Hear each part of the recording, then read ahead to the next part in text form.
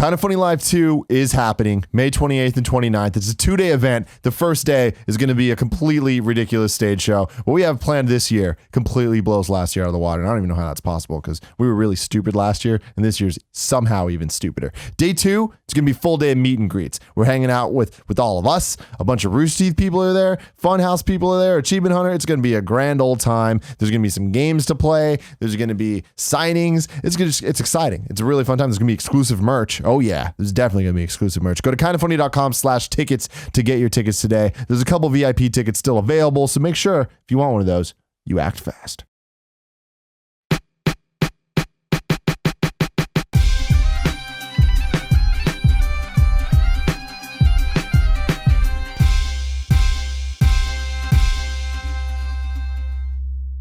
What's up, everybody? Welcome to the GameOverGreggy show. I'm one of your hosts, Greg Miller, alongside the producer/seducer, Greg Miller. Hello, Greg.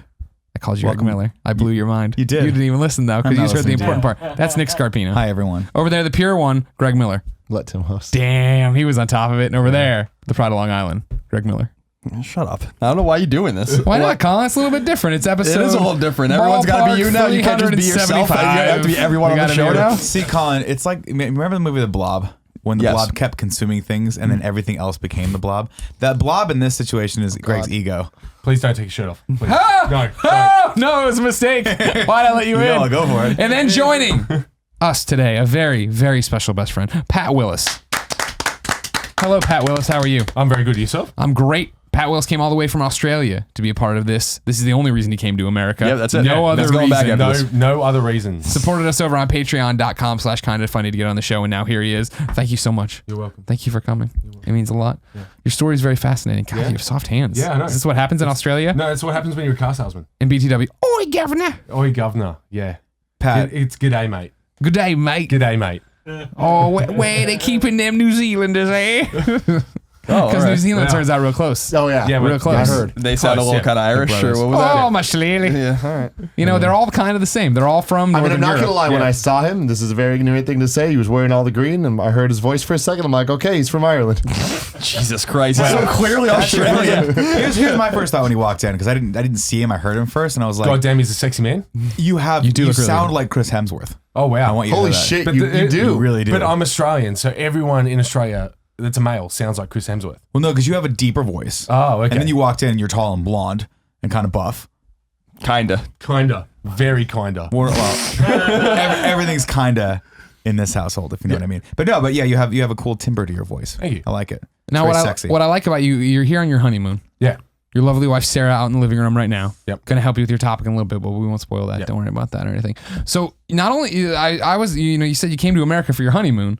I was like, oh, cool. You came to, you said LA, Disneyland. I'm like, okay, cool. And you come up to San Francisco. That makes sense. Did you say Disneyland? It sounded like you said Disneyland, which somehow makes Disneyland better. Well, I'm sure everyone's honeymoon should be a Disneyland. Disneyland. We all know that. Oh my God, happiest place on earth. It's a world of wonder. Yeah, you're traveling all around the United States. Run everybody through your ship here. You got one ship here. All right. You're here for one What are you talking about? You having a stroke? Ship, plane. We should have taken 2 days off car.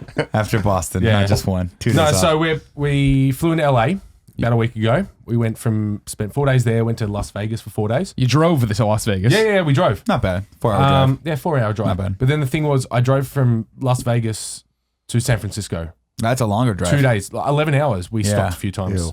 And yeah, but it's really weird for me driving because we drive on the other side of the road, on the other side of the car. So I'm driving along, especially at night, and I'm like, holy shit. Is turning different? Have you hit a lot of curbs? No, I haven't because I've done a little bit of driving on the right-hand side of the road with tracks and stuff in Australia. And drinking. Yeah, drinking, because every time you drink in Australia, you end up on the other side of the road. You come home, weird koala bear in bed with you. You don't know what's happening. Yes. Well, how does your brain work? Yeah. Where does Australia it go? is known for having a lot of koala bears. Yeah, dude. Come on. Yeah. There are sections of Australia where they're like, man, look at the grass blowing. Turns out it's just a herd of koala. And they all end up in your bed for some reason when you drink. Okay, the best part about this is that Greg severely injured himself in Boston, so it hurts him right now to do this to himself, but he's doing it. Kevin, I might need you. This might be an episode where I need you to go get me one of the couch pillows because they said I could squeeze a pillow when I cough or laugh. We'll see. So just to clarify, koalas aren't everywhere. That sucks. Yeah, they're not, and neither are kangaroos. So they're not. But I mean, but okay, they're but not are they in there though? places. They're there, but they're like out the back of Burke. The fuck Sorry, did you what- just what? say? They fell out of the back. Out the back of Burke. Who's So what, is Burke Outback, your I've been to friend? Outback. Yep. Okay, Bum that's fuck good. nowhere. So they're in like the middle of nowhere. Yeah, middle of basically. nowhere, Yeah, really, that makes yeah. sense. Yeah, that out makes west. sense. So it's not like Costa Rica where like you could literally just be hanging out and there's a howler monkey up in a tree. Yeah. they're not just like No, they're not like rats and they're or not pigeons. they're not in the street. And if they are in the street, you're fucked. Because Why? if you hit Why them, are you attack? fucked? Because if you hit them with your car, Oh, yeah. your Okay. car's fucked, and so are you. Really? Yeah. What if you don't though? Are How they big? cool? How big are we talking? Are they talking they're- nice kangaroos? No, they're as big as me. We're talking about kangaroos. Oh, now, kangaroos, not those are koalas. koalas. They I was are- like, they I are think I could punt a koala bear and easily be as okay. big My as me. Honda could take that little fucker. Koalas are scary as shit though. No, but the worst thing that you'll hit in Australia in regards to life, like wildlife, is a wombat. Oh, really? Yeah, wombat. So Why is that? Now they look a like wombat. They're what? They're this big, and once they hit the ground, that's it. They're fucked. They're not moving anywhere. So So they're just, not like pigeons where you think, you ever have that thing where you're driving, you're like, I fucking swear to God, I nailed that pigeon. And you look back and it's like flying away, like Yeah. flipping you off. It's not like that, right? no. If you hit a wombat, you know about it. It'll break an axle. Oh, really? Know about Yeah. it. Damn. You'll know about it.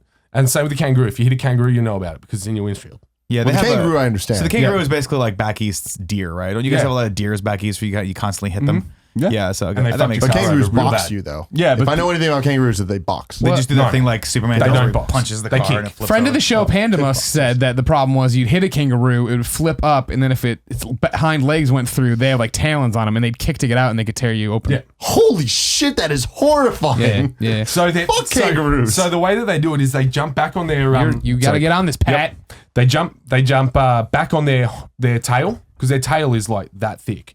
It's like a pogo thing. Yeah. So they jump back on the I played tail video and then games. they just beat the shit out of you with their feet. They'll just kick you. Like See, all right. I said fuck kangaroos. You kangaroos are kind of fucking cool. Making a Yeah, comeback? you won me back. Making a That's comeback in your dope book? as shit. But what about the koalas? The koalas, Are you they team just hang- koala or you do not like so the koalas? there's two types of koalas. There's the koalas and then there's drop bears. Drop bears aren't real. Drop Don't fall bear. for this. Don't fall for this. What's a They drop always bear? try to get So- us with this. So you got the koalas. They're the cute, cuddly ones you get in the zoo and you hug and you pat. They and eat eucalyptus. They eat gum leaves, and then the drop bears eat your face. I don't like those. Those are the mean ones. Fuck those guys. They're the ones that hang out in the tree and they'll just sit there watching you, and then all of a sudden you'll walk past it. They'll fuck you up. See, I've heard that koalas fuck you up. And They- I've seen pictures of them. Yeah. If you type in scary koala, Yes, koalas are scary. Yes, if they're wet, they look really gross. Yeah, I they guarantee really you do. right now, the thumbnail for this episode is going to be whatever I find from scary koala. Okay. So Okay. But letting you I know. want you Yeah. to know when you go to Australia, drop bears aren't real. It's what they use to try to scare us. Because Drop bears aren't. oh, They're because the fucking kangaroo talons aren't scary enough. They No, need to don't- invent some new bullshit. All the fact out of like all of the venomous snakes in the world, we've got like 80% of them. yeah. So, we've got wait, the Don't red- get me red- started on these spiders you have. Oh yeah, no, Yeah. no. Spiders, white tip spiders. They cause necrosis. So Pablo lies. They bite you there, like it'll kill all the muscles and all the flesh around the bite, great. and you're fucked. Sounds They live in sounds the like a ground in lovely like a place. little- yeah. I feel like we've already wandered into your topics. Let me give you the spiel, of course. This is the Game Over Greggy show. Each and every week, 4, sometimes 5 best friends gather on this table. Nailed it, Pat. Fucking great job. I Yeah. knew I liked you. I've always wanted to do that. You did it. You killed it. You fucking killed it. I love you so much. If you like that, you can get the show early over at patreon.com/kindafunny by tossing us a few bucks. Gets you the show, exclusive perks, and all sorts of goodies, including Nick winking at you every so often, but he deletes the post so fast. Did you find it? Check the page more. It's never happened. Maybe it will. Yeah. If you got no bucks to toss, go over to youtube.com/kindafunny. You get the whole show. I hope you laugh more today. Day by day. I hope you laugh all day. Until the entire show is put up for free on Friday. You're a monster trying to make me laugh more. Pat, what's your topic? My topic is Australia. Okay. So we're already Well, there. that's- We're that- talking yeah, about it. pretty Scariest much already place there. on earth. There's spiders, killer koala, drop bears, and kangaroos with talons. Yeah. What's cool about Australia besides those things? The climate. Climate. Okay. Yeah. So It's boiling hot. no, it's really nice. Oh, you can get boiling hot. So, I'm going to talk in degrees Celsius because you Okay. guys do Fahrenheit. I'm going to do Celsius. Kevin, right? Kevin, I'm you- gonna need a converter Can here, you convert Kev. those, Kevin? Kevin's Right. got it in his head. Kevin's he got it in says. his head. All He right. can do the So conversion. my town, I live in Newcastle, 2 hours north of Sydney. Our town can go from 3 degrees to 45, 50 degrees Celsius. That's like Thanks, Kevin. That's really fantastic. Kevin gave us a nice little chat. It's going from like 50 to 95, 100. Okay, yeah. Okay. That's hot as shit. Yeah, 95 way too hot. Yeah. So, it sort of gets a little bit crazy, but like we live like 5 minutes from a beach, and we got some of the most beautiful beaches in the world. We got Redhead Beach, which is just. I love this. Your accent makes it sound like you're saying something else, and it was funny. And then you said Redhead Beach, and that's even better. What the fuck? What? Bitch. It sounds like you're saying bitch. bitch. We got really nice bitches. We got a redhead bitch. I see. Kevin, write down for a future topic that sometimes when Tim's super excited, he claps like a gorilla. Funny as hell. He didn't use his thumbs. He just did this. One that just learned sign language and it's like he's getting super frustrated because he's excited. You know what I mean? Kevin, I need the pillow. Food.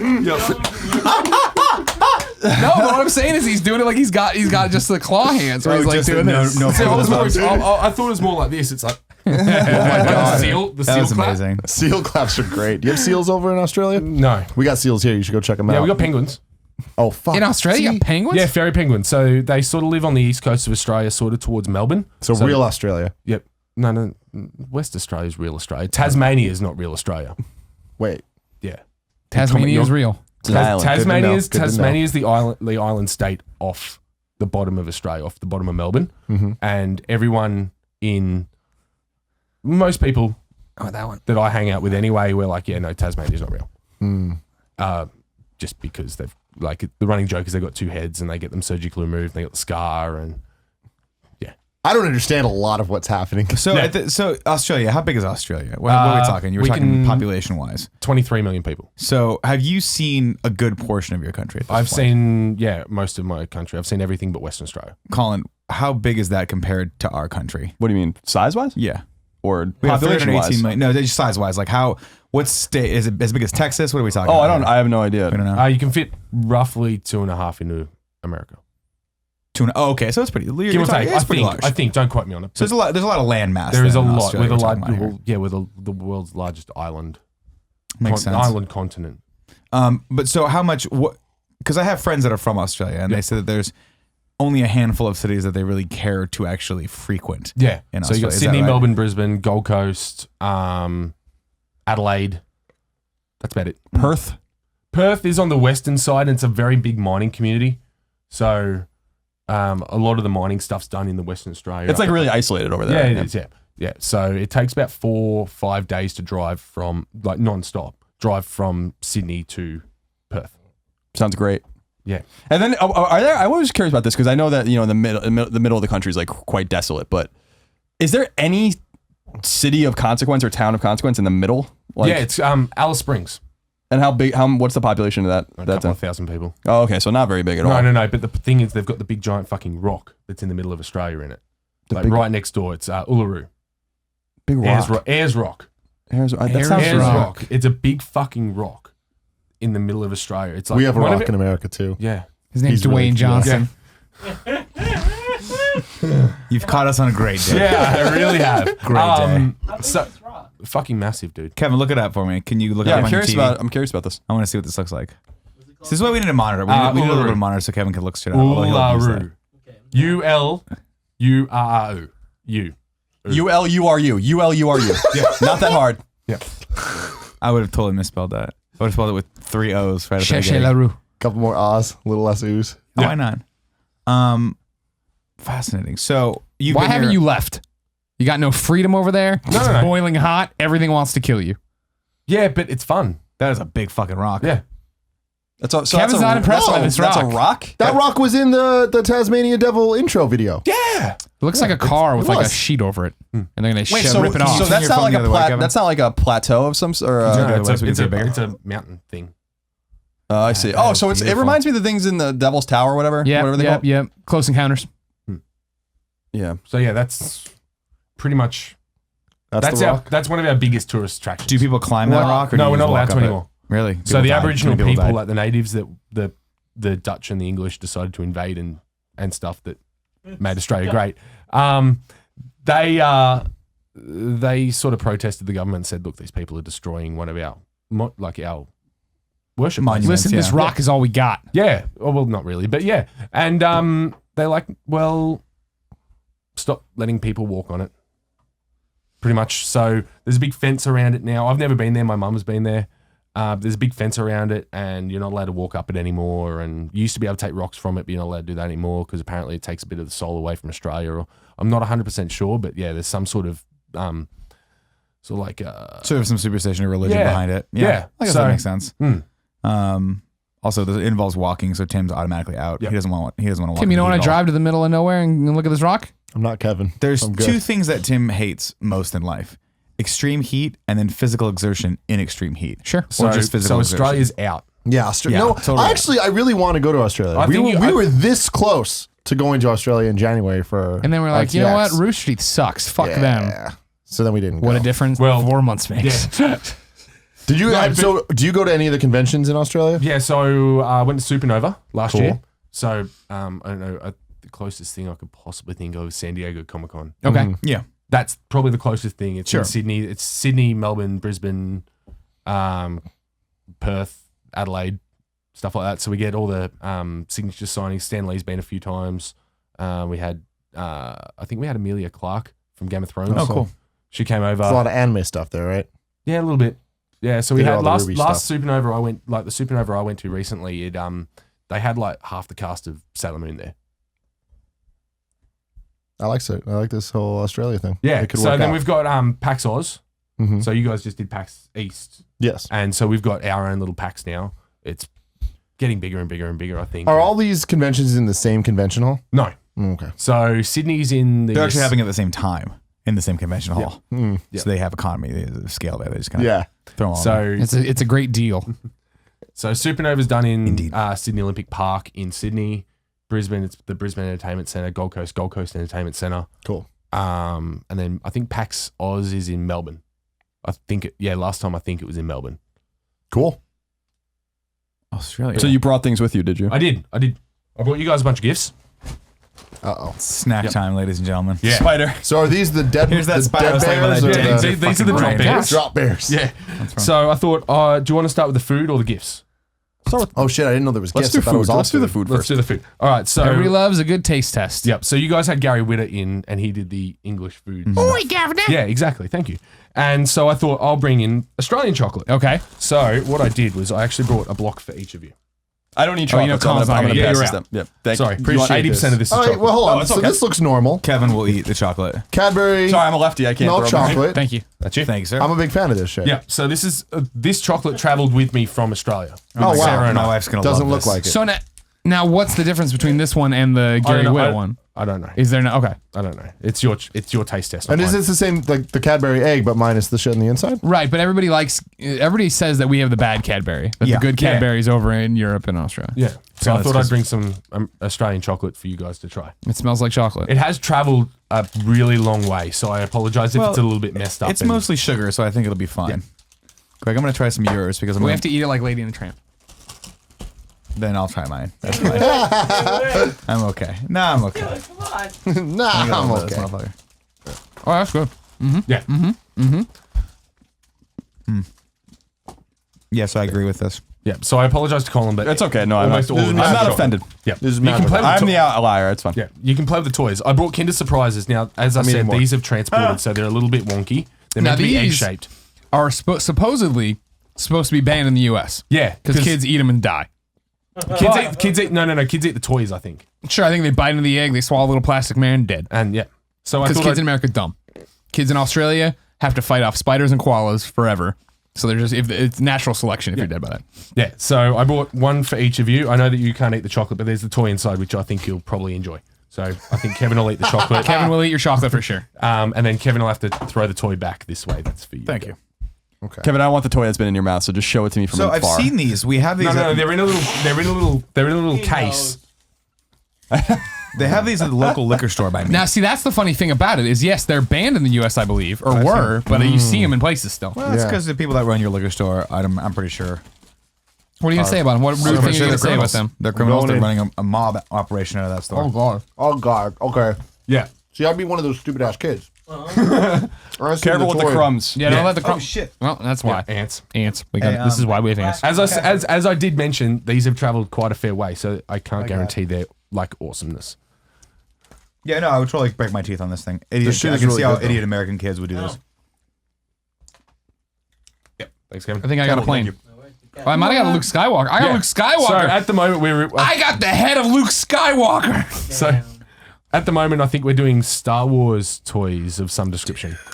What the fuck? This is. So this is that's why I thought you'd like the toy. Cool. Chewbacca head on a. I don't know. Is it a snow speeder? Is there? There must be an Yeah, explanation. they've got the little Alright, placard. here we go. Yep. Yeah. It looks like the thing that had the clone troopers on it. And Yeah. Yeah, I got my boy R2 on a TIE fighter. That shit ain't canon. Yeah, I got R2 on the TIE Fighter too. I was trying to figure that out. I was like, wait, this is a TIE Fighter, right? that's an A. That looks like a TIE interceptor, doesn't it? Yeah, it's definitely, it's a TIE something. It has a TIE. Right. That's the middle. Sorry. Kevin, can I trouble you for a plate or something? No. Cool.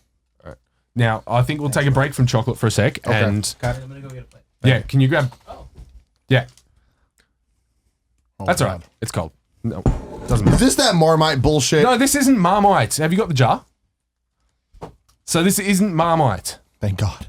We don't like That Marmite. shit is We've had shit. Marmite. It's That's no garbage. All right, All right, what is this? This What are is we looking at here? Vegemite. Now, what is Vegemite? Vegemite sounds like Marmite's even worse cousin. I don't like this. So- I don't like the mite and I don't like the veggie. So the Vegemite is Thanks. it's pretty much just a concentrated yeast extract. That's exactly what it is. So That This is sounds where like yeast something Nick infections says. come from. Yeah, a lot of yeah, yeah. Christ. you know. Okay. So that's Vegemite. Yeah, I had a jar of this in the late. It looked just like this actually in the late '90s. It has the jar has not changed. Yeah, my brother-in-law came Oh, back they with got this the other exact two. jar, I think, There you go. Yeah. So and dared me to try it, and I did. yep. You did? Yeah, All right. because So- he knows I love peanut butter. So All it's right, just so like I'm gonna peanut try butter this. is lying No, in no, my no, fucking trying this face. next? Yeah, try this now. So Okay. each of you grab a piece and See, this is exciting because it looks like just like cinnamon toast, and I'm a big fan of cinnamon toast. Here we go. I'm going. I guarantee this tastes nothing like cinnamon toast. have you had Vegemite before? No, I never have. Okay. I've seen it before. I've feared it before. Now my fears have come to a Kevin, head. can you get me a spoon? Like a teaspoon or something like that? That's actually really good. Yeah. You like the other stuff that was bad though. I like the Marmite as well. And I took the jar of Marmite home and I said, look, babe, we have Marmite. And she Didn't you mix that promptly with threw it out. gravy?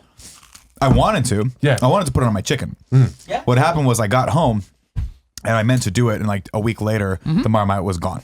Yep. My wife took it and threw it See, out. this is good. Yeah, You've it's done not, well. It's not terrible. It's just It's definitely a it different feels like it's taste, sucking isn't it? all of the moisture out of your mouth or Yeah. something. So when, I like it. So That's the when- might. Super salty. So yeah, You'll like Kevin. it, Kevin. Yeah, Kevin needs to try some. Kevin, you of all people, Yeah, you need to get a plate. You just dropped All right, something on the ground. So as you can see, we did 2 pieces of toast. Here, Kevin, and use this we plate. used all of nothing of the jar. Oh wow. Yeah. So, So this you will last only you forever. only need a little bit of it. Now like who actually wants to try a spoonful of it? Tim does. That sounds like a lot. Tim Not, does. not a full spoonful. I mean, I'll do it. yeah. All right. There you go. Thanks. Try Can I see Can I see what's in it? yeah, go for it. Marmite, veg. Oh no. Yeah. So the way that Sarah and I made, like Sarah made the toast for Just you. terrible. Yep. So the way Sarah made the toast for you was that she put a fuck tin of butter on the bread and then just a little bit of Vegemite. And I like that. Yeah. Yeah, it wasn't See, bad at all. That's Yeah. no good. So the way I eat Vegemite is that I put a fuck tin of butter and then like what Colin just had on his spoon, double that, and that's on my toast. Damn. You live So like a that's- wild person. That's yeah. It was definitely complemented nicely by the butter. Yeah. Yeah, I agree with that. I agree So with that. without butter, it's kind of Way better than that other shit. way Whatever. better. That shit Marmite needs grossed to me be Are we that way. prepared to say that Australia's a better country than the UK? I mean, I Than think Britain? we showed them that in the Revolutionary War. So yeah, high five. When they couldn't beat a bunch of fucking farmers with muskets, Right. a bunch of clowns over there. It reminds me a lot of the Star Wars trilogy. It does. How I'll trade you the my guys R2D2 on a TIE on the Death fighter Star. No for you, way. Luke Skywalker on an No X-Wing. way. Dude, true story. Luke Skywalker never actually piloted an X-Wing. So that one's not. But R2D2 totally piloted He's a lying, TIE man. Interceptor. I don't lying. understand it because There when you you go. look at all the other ones available, they at least are colored fairly correctly. Why is the TIE, whatever the hell this is, the color like the Naboo fighters? don't ask me. That don't make no sense. They don't- And in what Australia, the fuck they don't is know. Yoda even flying in? Yoda's flying in his No, wait, caddy. these guns move. They do. Wait, what are your guns? So what's the biggest misconception you know of from us, of America, when we think of Australia? I think it's more. What makes you guys all mad over there? When you get all mad, you drink your Donald Trump. Fosters. the Fosters, definitely. Fosters. You want to drink Foster's? Have you ever known that shrimp on a barbie. it's Australian for beer? Shrimp on a Barbie. Shrimp on a barbie. You don't eat shrimp? No, they're called prawns. Prawns.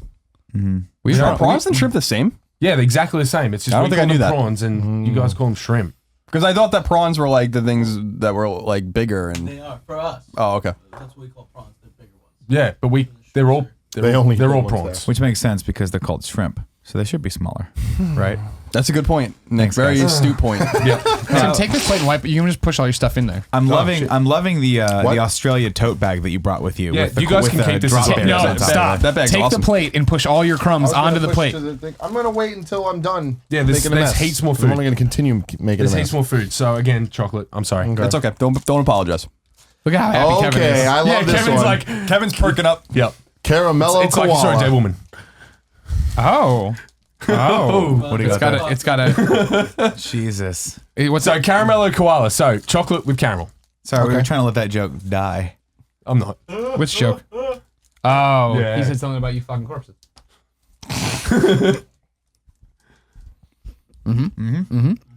Nothing not to like about this one. Yeah. Cadbury knows what's up. Yep. No matter what language No, it it's speaks. What Cadbury. language speak? It's all We still- all speak English. It's all English. I'm just saying, even if English. it was another language. It's like Bubba Sparks. How else can I say it? I don't speak no other languages. No, It's getting true. ugly in This- here. Kevin's going to town on that Vegemite. Good. Yeah. Kevin will eat all this trash plate he's going to eat here in a second. All right. More chocolate. So these are Freddo frogs. So they. Fredo frogs. Yep. Freddo I like frogs. that one's named after Kevin and one's named after Alfredo. It was just straight up milk chocolate. Yeah. So what's the difference between this and the other Cadbury milk That's in chocolate? the shape of a frog. You got me. Yeah. The frog makes it You better. walked straight through the door into that. Yeah, I like it. That's some tasty milk chocolate. Ah, I forgot. I did bring something for Colin. Oh. Yeah. A little special something for Colin Moriarty. Yeah. For your boy Colin. Jerky. Nice. Oh, now you're yeah. talking my language. So emu, kangaroo, and crocodile jerky. Oh, geez. Holy shit, I want to try that. Yeah. I don't know which Crocodile, I know I'm not going to like. I'm going to try the other ones. How do you know Break you're it not going up to on the crocodile? Because I've had crocodile. Oh, okay. Crocodile's not that bad. Let's see. Kangaroo's really gamey. Emu. But we're gamers, so. Emu. We're game. Emu. Oh. I think you say it. Anyways, look, Stu Rant's head's coming clean off. Is it? Yeah. Look at that. He's getting Oh, yeah. decapitated. It's because you keep pulling it up like that. I don't move him ever. You can't. You do it all the touch- time. I don't touch him. That thing smells like rubber and BO. crocodile. You smell like BO. Yes. So there's a little bit of age. You ruined it. This is a cherished childhood heirloom, and you've ruined it. It's got 5,000 pennies in it. My entire So collection of pennies. while Colin's eating the jerky, because you guys can pinch a bit off him Oh, later. Tim Tams. Pinch a bit off. Tim Tams we're well versed in. Tim Tams are amazing. Are the bomb.com. So we went from something named after Kevin to something named after Fredo. Now we're bringing out the Tim Tams. I like this. Yeah. How's You the got any jerky, knickknacks Colin? there? It smells like I want to try some of that, Lola's Colin. food. I'm just going to. So, Okay. not a good sign, first of all. But Which one is it? this is the emu, also known as emu. Emu.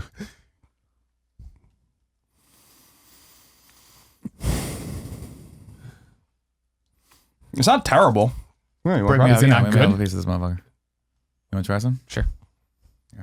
Break it out. Look, we're breaking bread, just like Jesus did back in the day. This is how Jesus at did that it. one supper. This is my emu. It does smell. It That's does I'm tasty. sound. so glad that you say emu properly, not emu. I mean, it's EMU. Yeah. Yeah, I can eat that. Is I that can eat emu? that. Yeah. That's emu. That's emu, yeah. That's really good. Yeah. Yeah. Crocodiles. Did you want to try some? I need to save some room. I think I overdid it on the chocolate. How much stuff is left? There's no more food. Oh, okay, good. Then yeah, I'll get down on There's that. no more food. It's gonna be an interesting dinner with you afterwards. Yeah. I'm just gonna drink, Kevin. That's interesting. Yeah, it's like, it's not. It does have the pet food smell though. You're right. Yeah, You're right. absolutely. Like, and to be fair, like Sarah and I were driving from Las Vegas to San Francisco, and we found some random Mexican guy on the side of the road selling jerky out of a van. So what did we do? We stopped and bought a fuck ton of jerky. Buffalo venison, elk, I think. Yeah. Nice. Yeah, You're and eating wayward travelers. And yeah, we ate a lot of that shit. It was all cow. I love Probably it. some Or- horse or in that cat. too. Sure. Sure. I love that though. We were at where did we go the other day with that burger place over in West Point? Yeah, I saw the West jerky, Portal. and I remember Yeah. you saying something about Had elk there for the I love first beef time. jerky. Yeah, yeah. good. Oh, yeah. So Yeah. Not as fat. give you a crack. Thanks, Thank you. fat. Appreciate it. Boris had. That's what it was. What about it? Said it was. I was just saying. I think it wasn't it elk that I had at that restaurant we were at the other week for the first time, and it was like not. Did you just it was drop- a Oh, yeah, bison. I'm sorry, bison. it was bison, not elk. Oh, okay. I'm into trying different meats. Though. I'm gonna try this kangaroo one. I want to try all of those. Hope it doesn't make you too jumpy. No. Hey. Here, the one in the middle is the crocodile. No, I don't want crocodile. Yeah. Look at Try- that. try- I want crocodile. Why don't you want crocodile? Try Oh, the It you smells don't. exactly the same. This also smells like pet food. Yeah. What's the one in the middle? Jerky's not supposed to smell like pet food. So that one's This is not beef. I've had beef jerky, hundreds of pounds of it probably. That was good. Can I have some kangaroo? yeah. So I think Was that kangaroo? Is that what yeah, it that's is? kangaroo on that. Yeah. Yeah. Kangaroo is really good. Yeah, Let me try it. not bad. Oh, it does smell like dog food. Kevin lean I in and think- eat yeah. out of his hand like a Yeah. bird. I mean, eat it out of his mouth like a baby bird. I'm done. Oh, it does. The smell is like off-putting though, because it doesn't taste. Like, I immediately Yes. look for the pillow. Yeah, I don't like it. Are you right there? I don't like it. Okay. You don't like it? Why not? This is Kangaroo. that's kangaroo. The fish food. It does smell like it does smell like a dog treat. Note that the company is Billabong, which I think is the company that An makes American classic shirt. surfboards. Probably a different company. No, Where you no. find all the cool kids at the mall. All right. And now I just got a bunch of gifts for you guys. Wait, Do you wanna well, try- I was gonna say, Oh, are you wait. getting, are you getting in on that croc yet? I'm trying to crack, but I can't get it open. Yeah, let me get. Small I'm getting hands. in there. I want that killer croc. I have You small going? hands. You going? You're very Show me this small, Australian man. strength. This farm There you boy go. Australian strength. Raised in the middle of nowhere. His parents by the didn't have kangaroos. money for clothes, so every day Pat would get up and roll in the mud. What? If he wanted new shorts, he'd have to kill a kangaroo. All right. You sure you don't want to try some crocodile? I'm positive I do not like. I I'm know for positive. I know for a fact I don't like it. That last Eat it. thing just killed me. Eat it. Fine, I will. Do it. Oh my god. So Oh my god, that's the best one. I know. No. It's the Australian accent. It's charming. That's so good. And you want to try some? Oh yeah.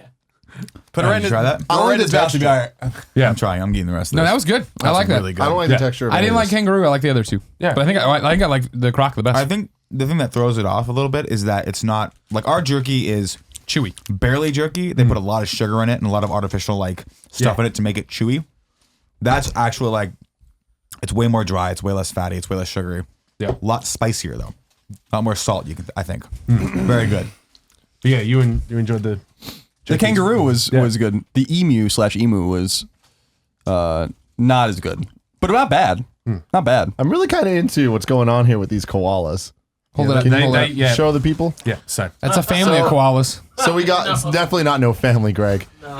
Here we got, so this one's priming this one. This one's getting ready to just penetrate. And this one's Damn. over here, just wanted to That's be a the part of husband. it. That's the husband just watching. He paid him all to do this. Yeah. He's just smoking a cigarette over the corner. He's like, Look how upset he looks, though. Do it, Decimo. Do it slowly. Now a lot of koalas have chlamydia. That's what I heard. Truth. They were named after That it. I know is true. Yeah. Yeah. All right. So, few gifts. That's koala with a baby. That ain't no koala. It's a yep. Walrus? No, What? wallaby. A wallaby. Okay. Joey. Got Joey. It. Got it. So that's. I thought you guys do something with that It's one. kangaroo. It's You're right. kangaroo. I like that he's wearing a Yes. little outfit. Yep. What is that? A poncho? Yeah, it's a. Yeah, don't ask me. He's got Is a that little any vest on, specific dog. kangaroo or wallaby? That's- Ooh, magnets. Yeah, magnets. I love magnets. Put them on the computer. No, don't do that. Immediately put them near the hard drive. So there's like the Australian one, and then you've got. So it says wildlife of Australia: wombat, koala, kangaroo, platypus. Oh, do you guys know what a platypus is? Oh, yeah. Yeah. It's like a It's the giant only beaver, mammal right? that lays an egg. Really?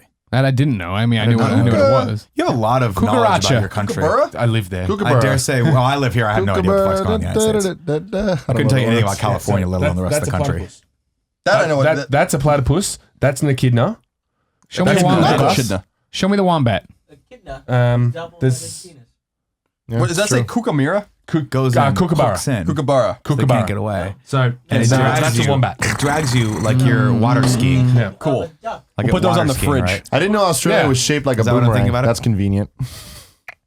There you All right. go. So then It's flare. Ric coasters. Coasters. Okay, we always need more coasters. Yeah, Need more So coasters. there's a bunch of. These are awesome. Yeah, Yeah, those are cool. Those are nice Yeah, ones. so- Show them to the camera. There you go. There we are. So It has you Australia guys on can it. all have a look at one. And Thank you. This is cool. yeah. Oh, yeah. So learning facts. You guys about love your Australia. wildlife, man. You put them on everything. Yeah, I know. It's kind There's of how still we more put guns coasters on by the way. everything. I like there's a guns on dude just playing the saxophone down there. That's Kenny G. He's from Australia. Men at chilling work. there. Men at work. Oh my god, that's Oh, amazing. more. If there was a Men at Work was like a national icon, you guys are just like, we fucking love those guys. I do. Are they really? No, I just like men at work. No, we're allowed to. Patrick, Everybody everyone likes likes them. Men at Work. Yeah. Okay. So we got the platypus coaster, wombat coaster, Oh, the wombat. koala. Yeah, I want Actually, koala. no. Oh, it's one of the Kevin's You get a very- koala. Next 30 meters. Yeah. You get a wombat. Kilometers. Kilometers. There's kilometer. Kilometer. And then there's a couple of kangaroo ones as well. What are your thoughts on the Outback Steakhouse? Have you gone there? hasn't You should gone go there. there. No, not yet. Don't go. Come in and act like your father I owns it. fucking love that place, honestly. in there and act like it's your so father good. owns And it. they're really big on the coasters. this franchise however many years ago. And then I just last thought, like, because we buy these, I know buy these guys. souvenir things in Australia that like they buy, like sell them for like $2, and there's a shit tin of them. There's like 30 of them in Keychains. that thing. Yeah. Are these the that's ones where you can fun. open their arms Yeah, and they grab stuff? Yeah. But that's the Yeah. next. That's the next. Oh, batch. sorry. Yeah, get Grandma there. Miller used to have a bunch of them. Grandma Was that Miller. before or No, after Bob Lyons. no. Not the box story. Is the pillow helping? The pillow does help. The ability to squeeze. Alright. So there's a bunch of keychains. chest. I don't know if you guys. Oh, look at what you're doing. Great. He said the next ones are those guys, though, so don't blow it all. Let's do it too. I know. Just I know saying. they do it, but these ones. Pulls These the are arms the of ones the meant koala. for it. Let's do it too. Yeah, but these ones are the big ones. Yeah. Oh, Look at him. I broke it. Don't worry. Greg, there's a lot. it's okay. Greg, There's this is 40 exactly more of why. them. Greg, these are perfect for your little penis. They can wrap right around it. Look, Greg, you use it as a sex toy for your small dick. That's what Colin's saying. It's a, You're it's a taking very slow jerk. You're taking a beloved Grandma Miller reference and sexualizing it. yeah, I sure am. Yeah, I sure am. It's the furry slow jerk. Is that what you guys use the my koalas for? a lot? Yeah, definitely. Yeah. That's why they got all the clip. Give me one of these motherfuckers. There it is. So there's I love this there's a flair. buttload of them. So there you go. Thank you. Cool. Thank you very much. Now, do That's these all right. have real The koala bag's- fur on the them, bag is correct? awesome. The bag is pretty furry. Can I have the wallaby? Yeah. I want to look at it. He's got Joey. like, it looks like he's like a He's got D&D the wallaby. He's got the cork hat on. So, like, I don't know if you guys actually pay attention to like some of the Australian shit that you guys see on TV, but the cork hats, they're designed to keep the flies off your face. So the cork clever. moves, so you're not constantly having to move your hand like this. So Oh shit, that's really smart. Yeah. But then you're getting hit in the face with a cork you constantly. just don't pay attention to the cork. Got it. It's better than having a in the fucking face by a fly in your cork. face. Yeah, exactly. Yeah. So what's the difference between a wallaby and a kangaroo? Because The wallabies are smaller. but they still have the pouch. Yeah. And then the kangaroos have joeys, which are the little ones, and they incubate inside the pouch. and Yeah, then yeah. They jump out. The only wallaby I'm familiar with is Rocco. Rocco, and he doesn't have no pouch. Yeah. Are you familiar with Rocco? Yeah, Rocco's Modern Life. All right, yes, okay. RECYCLE recycle. Nice. Good job. Laundry day is a very dangerous day. Yep. Oh my god. Off the rails. The guns, they move.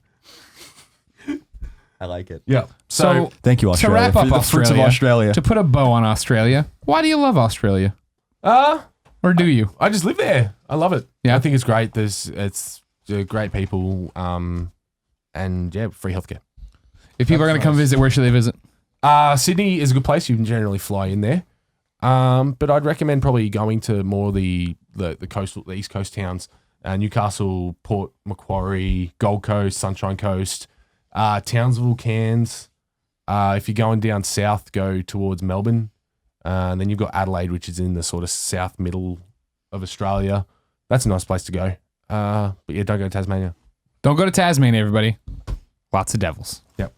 I'm sorry, Tasmanians. All right, my topic. All right. I did another one since the Grandma Miller Sickly Raccoon story was such a hit. Hold on, I'm not going there. I did another glimpse into Greg's brain with the freeform idea tree, brainstorm tree used to do in like 7th grade English class. What I got to today went from... Can I read it? God Can I just damn read it, it? Greg. Yeah, let me just read it. Let me just take a look at it, Greg. You start with PAX, and then there's 2 arrows over that. It says pain and wrestling. And then off of wrestling, it says, what does that say? By what?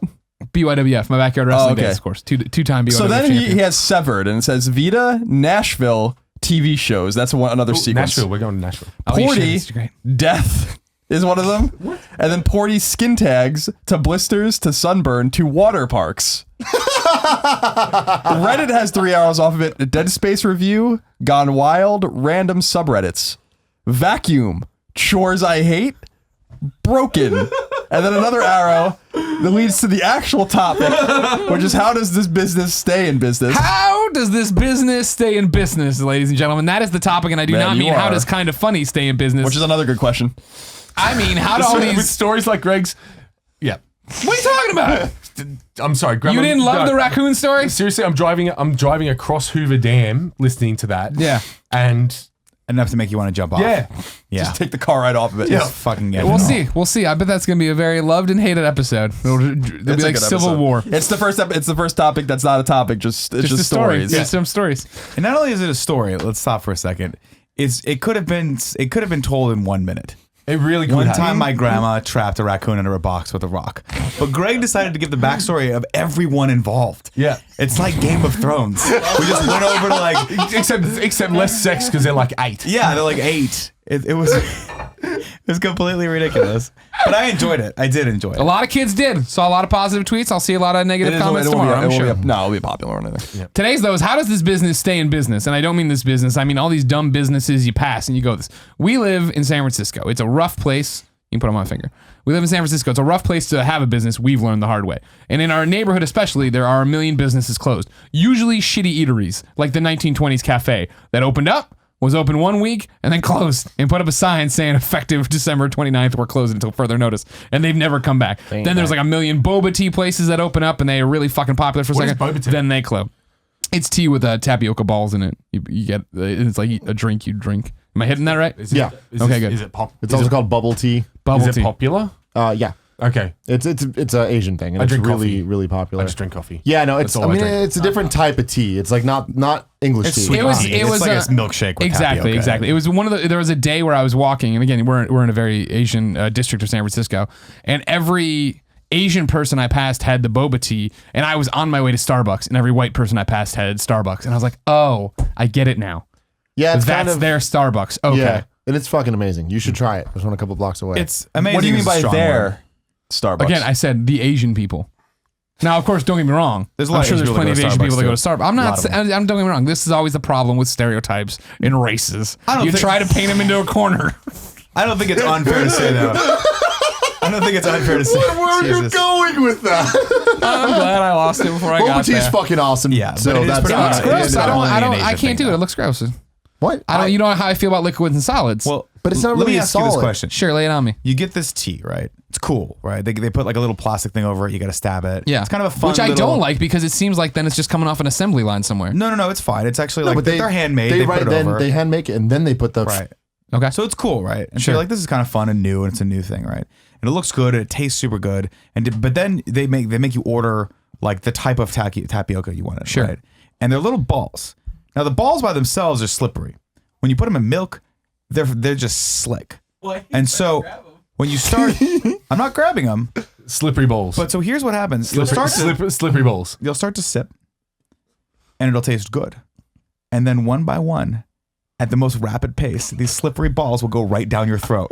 No chewing, you just swallow, and it is the weirdest kind of erotic experience of your life. That's why people go to this thing. Only you Like could eating make anal something beads. like that an erotic feeling. Yeah, no, it's definitely not. I get it's what you're saying because it off-putting, is. to be You're clear. sucking it all of a sudden. Like you'll get one and it's normal. You get another one and then all of a sudden it does go da da da. And it's Yeah. like oh shit. You suck it in, it's all good. You're Yeah. sucking Yes. a little too And hard. they give you a big all I girthy heard straw. then was you're sucking it. Yeah. Well, Well, no, they give so you that big fat girthy straw so you can get the bigger balls through your throat. yeah, no, you choose your size of tapioca, and I don't like the little tiny ones. That's too much. Like Do you you gotta go with taste the normal. it? Do you taste the Yeah. tapioca? It's weird because yeah. He just could said you chew it. don't. Well, Nick's I apologize. You do after the first sip. After the first sip, you've learned, but that first sip, maybe 13, 14 of those little fuckers will slip right by and just Do you shoot get the, down do your you get throat. the small balls, obviously? I get the big fat balls No, you're because if supposed you're to going to do it, you go into the big it. ones are good. Back in middle school, the thing to do would be to buy these things, and it just became. I mean, you instantly get spitballs. It was perfect. You just load that shit up Oh, like a machine gross. gun without it going down, and you just shoot it at everybody, and it was awesome. especially when you're on a bus shooting off the bus at other people. You know you were a bully in middle school, right? I wasn't. No, we were all part of it. Yeah. We were all bullying each other. Except for the people that got Except for bullied. Janie Lee. I'm so sorry, Janie Lee. I don't know why we threw that water balloon when you were on a Oh, bike. okay. That was really We'll take a mean. break. Hold up, everybody. Bathroom break. Oh, and it's not Nick. Yeah. So now that we're back, Greg, back to your topic. Right. Well, we're there. We're still in it. We were doing fine. Yeah. The boba tea place. The boba tea place. You want a meeting in this? Chocolate kills dogs. I know. Good job. I heard Thank that's a you. myth. It's not a myth. No, it's not a myth. It's like everything else kills dogs. Literally No, I heard everything it's a kills myth. dog. Onion kills dogs. No, because I had a friend who worked who what up? Shout out to Mike Atkinson. Whenever you're in Columbia, Missouri, go to the candy factory, right? Am I saying that right? Chocolate factory? Whatever the fucking Willy candy Wonka. store is that's been owned by the Atkinson family forever.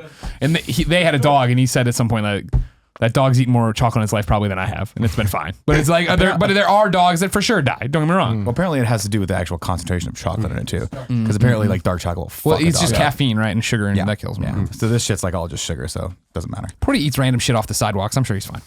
Yeah, it's true. So my question though, or the topic is businesses that stays in business, and you don't know how they stay in business because how does business work, right? Radio and what I'm Shack. thinking about, Radio Shack, sure, that's a fine example. They're That's out not of business. terrible or whatever. There is a Radio Shack in the middle near the hotel. Yeah, no, Radio Shacks are around San Francisco still. It's very weird. I don't understand that. Sprint owns them now. But in particular today, I vacuumed because we had guests coming over. And of course, the vacuum's fucked up because it's been fucked up and it's been given on me a while. And I got to take it to this vacuum cleaner repair shop we have in the neighborhood. But I was thinking about it, every time I pass this vacuum cleaner repair shop, they're just fucking chilling in there.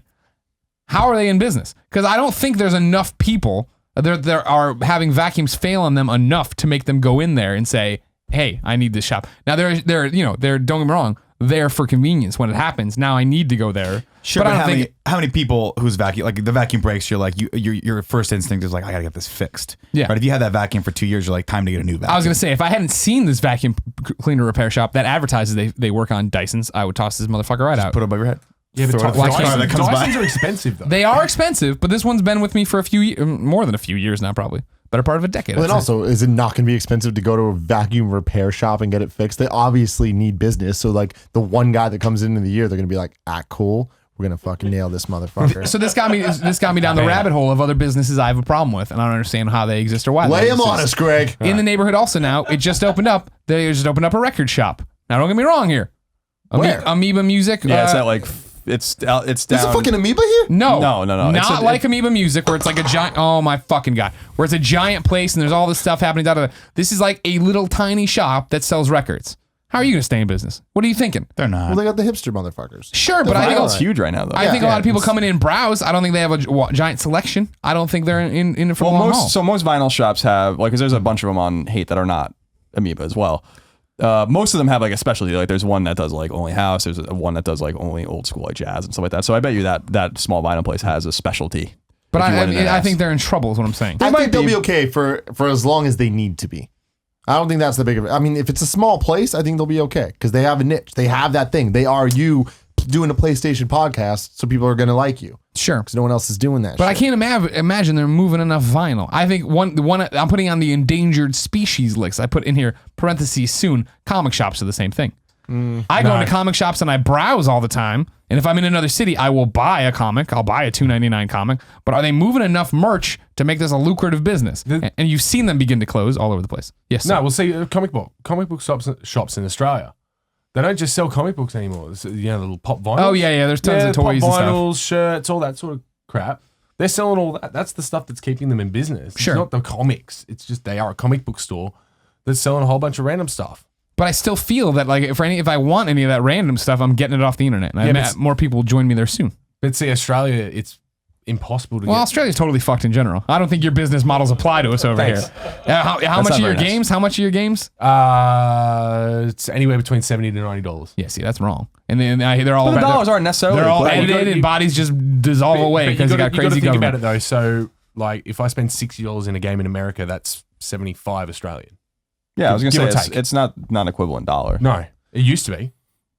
There was a time when we were $1 for $1. Yeah.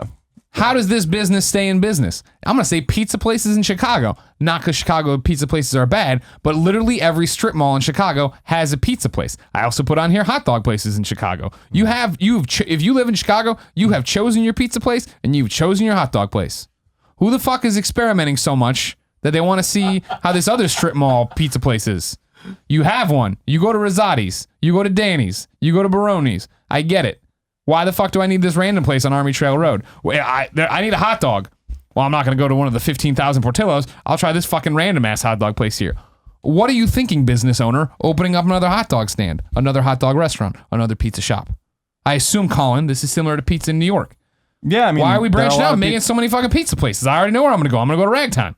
Yeah, I've heard through the grapevine, by the way, that Ragtime will be closing in sometime in the near future because the guy that owns it wants to retire and his kids don't want to take it over.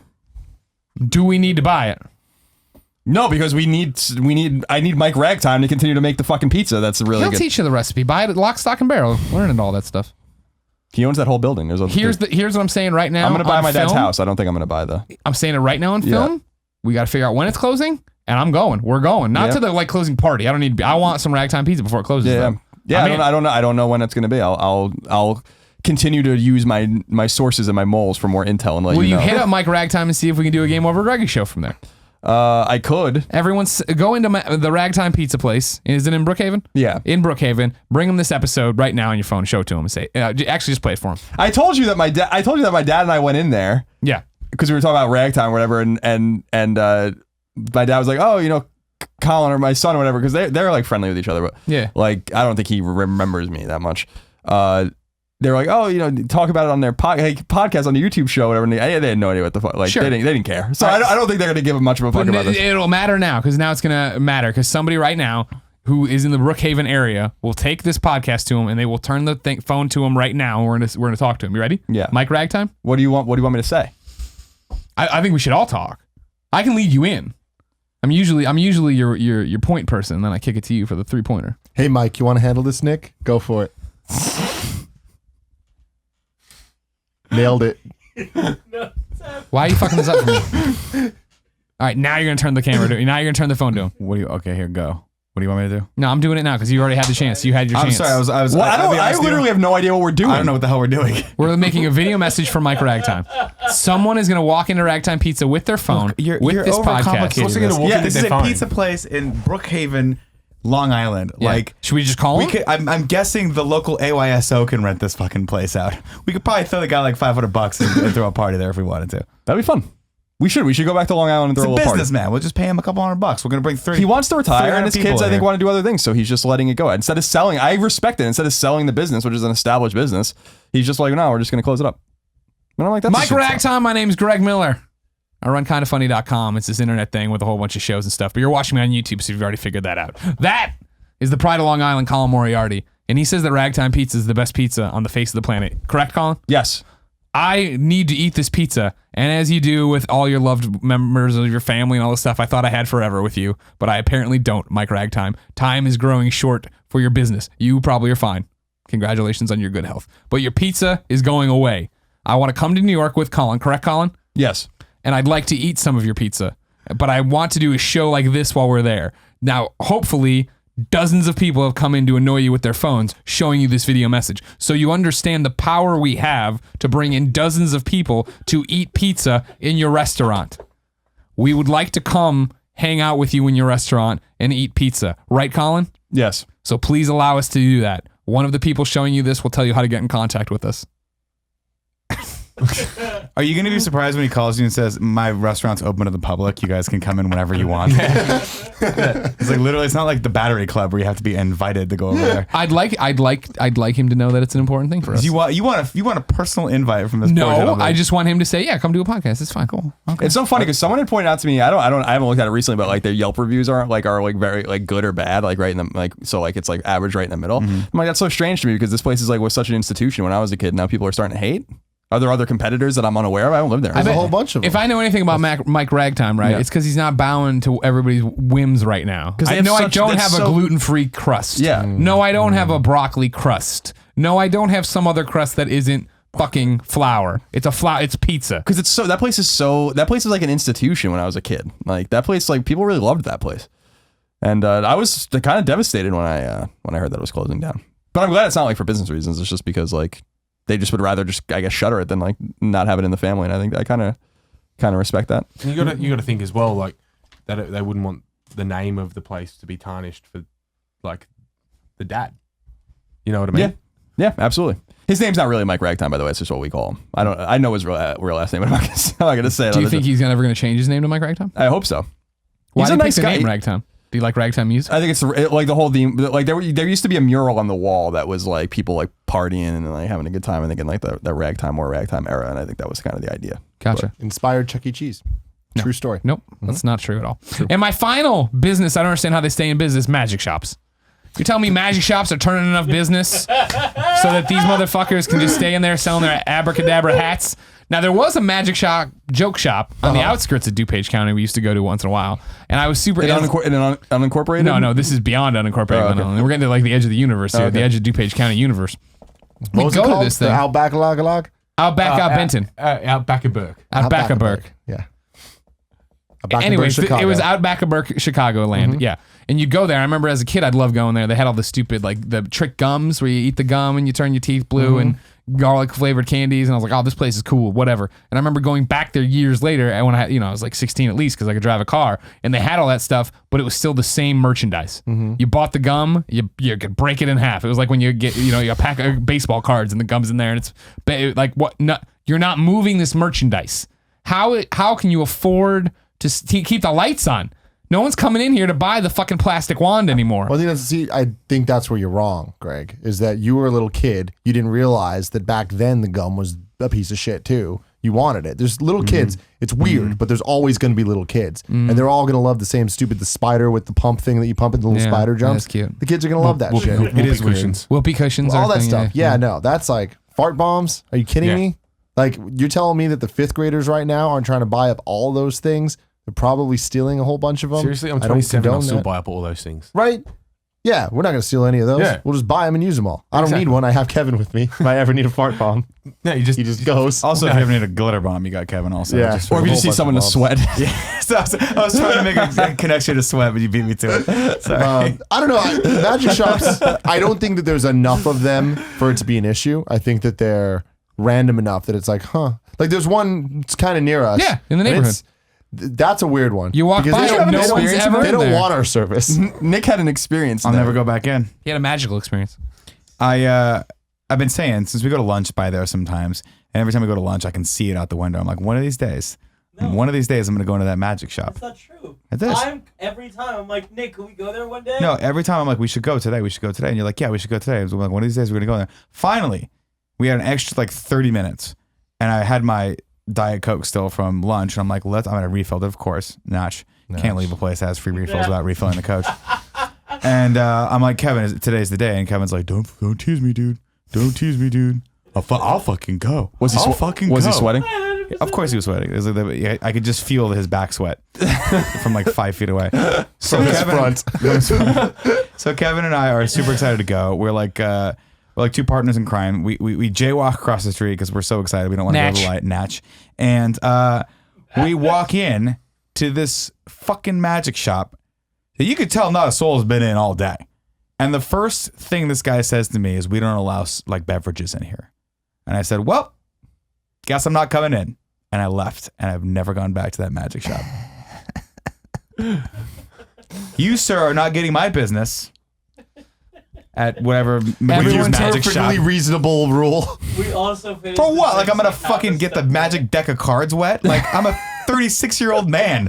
I'm not spilling diet soda on shit. You were And walking Ken- in there with the human wrecking ball, Kevin Coelho. Yeah, They but saw they don't know who Kevin no, is. no. You can't have a trinket. can You can't have a smell Kevin Coelho. Kevin pranced across the street like a ballerina. Okay, he's so light on his feet, excited to go into this place, and it broke his little heart. I would too. have paid to see that. I was so saying dancing? He was very loyal. He didn't go in there because you weren't going to go in. He's very loyal. Yeah, I mean, he keeps telling me, he wants to go ice skating with me, and I can't because I played hockey. I could skate. Played my whole life, and I want to see Kevin on skates because I just feel like it's going to be like one of the most beautiful things I've ever. No, I feel like it's going to be I think so it's gonna be beautiful. gorgeous. I think it'd be like a water show at the Bellagio. Gorgeous as he hits his face in the ice. I really want to see you skate. Oh, so badly. Like I just want to. Are you a good skater? I bet Are you. there indoor skate centers? He isn't Do you guys have indoor skate centers? Like, Yeah, of course we have one. Yeah, and we only have one in San Francisco. Where I'm from, we have a lot of them. Ah. But yeah, out here, no one plays hockey. So I feel like LA is really bad about this problem, Greg. LA has a lot of stores that I'm like, how the hell is this place open? They all look the same. They have the gates in front of them. They pull the gates up, and it's all just like The same merchandise. refurbished electronics. I don't even really know, but it always says the same messaging where it's just DVD like player, best computer deal player. DVD player. Yeah. Like the store's called DVD player. Yeah. I'm like, what the fuck? Like, why? Why is there so many people buying these things? And like, how? Like, they seem to be prime spots. You know, you go downtown and they're all next door to each other. So I'm like, I don't know. Well, downtown Pier makes 39's sense the though same because way. the real estate downtown up until the last like 5 years was really bad. Like it was really like a depressed area. And I think a lot of the times that's what you run into too with these shops is like they've either been a mom and pop shop for forever and they've been family owned, so you don't have a lease or rent, or they're in such a bad area that they're giving you a great deal to move into it. That's what I kind of feel like is happening with the Magic Shop. Is that they've probably been there for a very long time, but I guarantee the second their lease is up, because commercial leases aren't rent controlled, they're out, they're gone. That's what happens in my neighborhood all the time. All these shops like this. I talk about it, the donut shop, a donut shop in my neighborhood, which is the only 24-hour donut shop like in the northern portion of San Francisco. Absolutely not true. Where's the other one? Richmond District. There's like 5 of them. And I'm talking northern, like Like beyond that point. super north. Okay, Whatever. You're talking like fine, the wall, beyond past Geary. the wall. All right, Sure. Past the wall. Past the wall. What's the wall? Game of tunnel. Thrones. Fair enough. So this place was there ever since I've been in San Francisco. I remember going to it like during the first few times I went to bars in the marina. And yeah, lo and behold, guess what? Their rent's up and they're gone. Boom, like that. And if they can get the donut shops, they can get any of us. Yeah, Yeah, any- nothing you is know, sacred. man, That donut nothing's sacred. shop was really special So too. good, man. That The was poor one great. that ran it was so nice. Yeah. She was so nice. And every time I went in there at night, I tried to be extra special nice to her and tip because she had to deal with every fucking douchebag that was coming drunk out of the bars. And they were all assholes. Yeah, but donuts All of are them. awesome. Donuts are awesome. Donuts are awesome. And that's why people get sued. You know, like when guys get together, guys have that mob mentality when they get together and there's alcohol involved. They become Uber guys. They become like alpha males. Everyone is an alpha male. They all have to scream at each other and be like, fucking sprinkles, bro. Like, get the sprinkles, bro. I want Who the the bear fuck claw. do you hang out with, Nick? The Dude, marina, it's the dude. marina. It's the fucking marina. I mean, We all know that. he We also all hangs out know with the Tyreek. marina. Fucking sprinkles, bro. These guys marinas- would walk in and be like, dude, you should get a fucking collar, bro. No, bro, bear claw. Dude, I'm like, we why all are used you to hang out in the talking like marina. that? I mean, like, because like, I've been in the marina recently for the first time in a while. Yeah. I used to hang when we were younger. We used to hang out in the marina We used all to the go out time. And I'm like, oh my god, like, Makes you feel old, huh? yeah, like I'm like, it's the same reason why I went back to Northeastern 3 days in a row. Yeah. I'm like, you remember when you were young and happy, Colin? Just look around you at the people in the polo shirts and the aviator glasses, the same ones you were wearing. Nothing's changed. Nothing's changed. Nothing's changed in the marina. But We keep getting older and they stay the same age. yes, very good reference. Thank you. So I'm trying to think of like businesses. See, the vacuum repair thing to me is like, there's actually 2 of them down there. Yeah. Which is even in that strip, which is more interesting to me. But I've never seen any other ones, and so I'm wondering if like the San Francisco or like Peninsula traffic all goes to them. Certainly, like there's got to be a reason they exist. That's why I just don't think we understand the economics? books. Yeah, you know That's my Well, that's my concern. they might own the building. It's true too. So you got to think about that. They don't pay rent. Yeah, that but happens. I mean, then do something cooler than vacuums. And that sucks. but I mean, maybe that's their passion. It does suck. Shut the fuck up, Tim. I've been waiting this whole episode to say it. I had to get it out. It's not that funny. You're overselling it, Kevin. It's I understand Kevin, you're constantly keep looking playing for his with your approval. 20-sided die. Okay. What Laura- the hell? Where'd you get that thing from? It's Laura Bailey's. She Yeah, left they it. left it here. It was their parting gift. Kevin always He does spends all things that- off he's- camera, acting as if he's on camera. And I appreciate it. I appreciate the motsy. You I'm going not places, doing it kid. for a camera. I was doing it for you. No. Did you say the Motzi? Or the The it's- matzo ball. Moxie. The I don't matzo know ball shit. Moxie I don't know is what anything, we're supposed- guys. okay. Moxie's It's taken applesauce. 379 episodes for you to realize that I don't know shit, Greg. Whoa, no, you Sure know looks a good lot of today, though. things. I like that shirt. Whoa, I can't even open no. Tim, You know What's the next Disneyland. topic? You know Disneyland. I do know Disneyland. Yeah. I do. There you go. You know something. I know Do something. you feel better now? I do. Thank you. Thank you, Pat. You're Thank you. welcome. I'm going to touch your boob. Okay. whoa. All right. Tim, you seem upset. What's your topic? What a great segue. So my topic is high school. Back in high school, I had a class that was, I forgot what it was called. It was like peer education or something. Peer like that. education. Where it's like you go in and they teach you how to teach people and stuff. And like you don't, I mean, okay, I don't know if other people had this because it was San Francisco and the class wasn't in a classroom. It was in a bungalow. We didn't Yes, have desks. sounds we didn't about have right for San Francisco. We sat on beanbags. Oh my Like this God. is a real thing. It's like that episode of Simpsons. Did Nancy Pelosi teach the class? No. We didn't have a homework. Giant Mormon glasses and wear like hemp clothing and shit. I think there's a little bit before that. I don't know. I was wearing like freaking baggy pants and Did the guy on the hate hoodies like 10,000 times that too rides big the for me. bike and the bubbles come out of the back of it? Did he teach the class? Honestly, that's pretty damn accurate. Like that's what we're looking at here. And we'd go to class, and every day we'd go around the room, person by person. We're talking high school here, and we had to say something nice about someone else in the room. Nice. And it's like, all right, cool, let's just do this. I'm like, whatever, this is an easy class. And then I'll never forget, like the final assignment, we had to go to other classrooms, interrupt their classes, and teach them about stress. And I got really upset about this because I'm like, this is bullshit. First off, we're wasting other people's time, interrupting their learning time to teach them when why the fuck am I teaching anybody? Second off, I'm like, stress doesn't exist. This is absolute bullshit. Stress doesn't exist. Stress doesn't, how are you like Your shut beanbag the hell up. education. It's like, shut the hell up, get your shit done, do you, and move on. Kevin, what the fuck are you doing? He's playing with He's chocolate. eating chocolate. You guys, I don't know if you realize this or not, but we're single-handedly watching Kevin slide into diabetes right now. He has been whittling away at this ginormous candy bar all episode.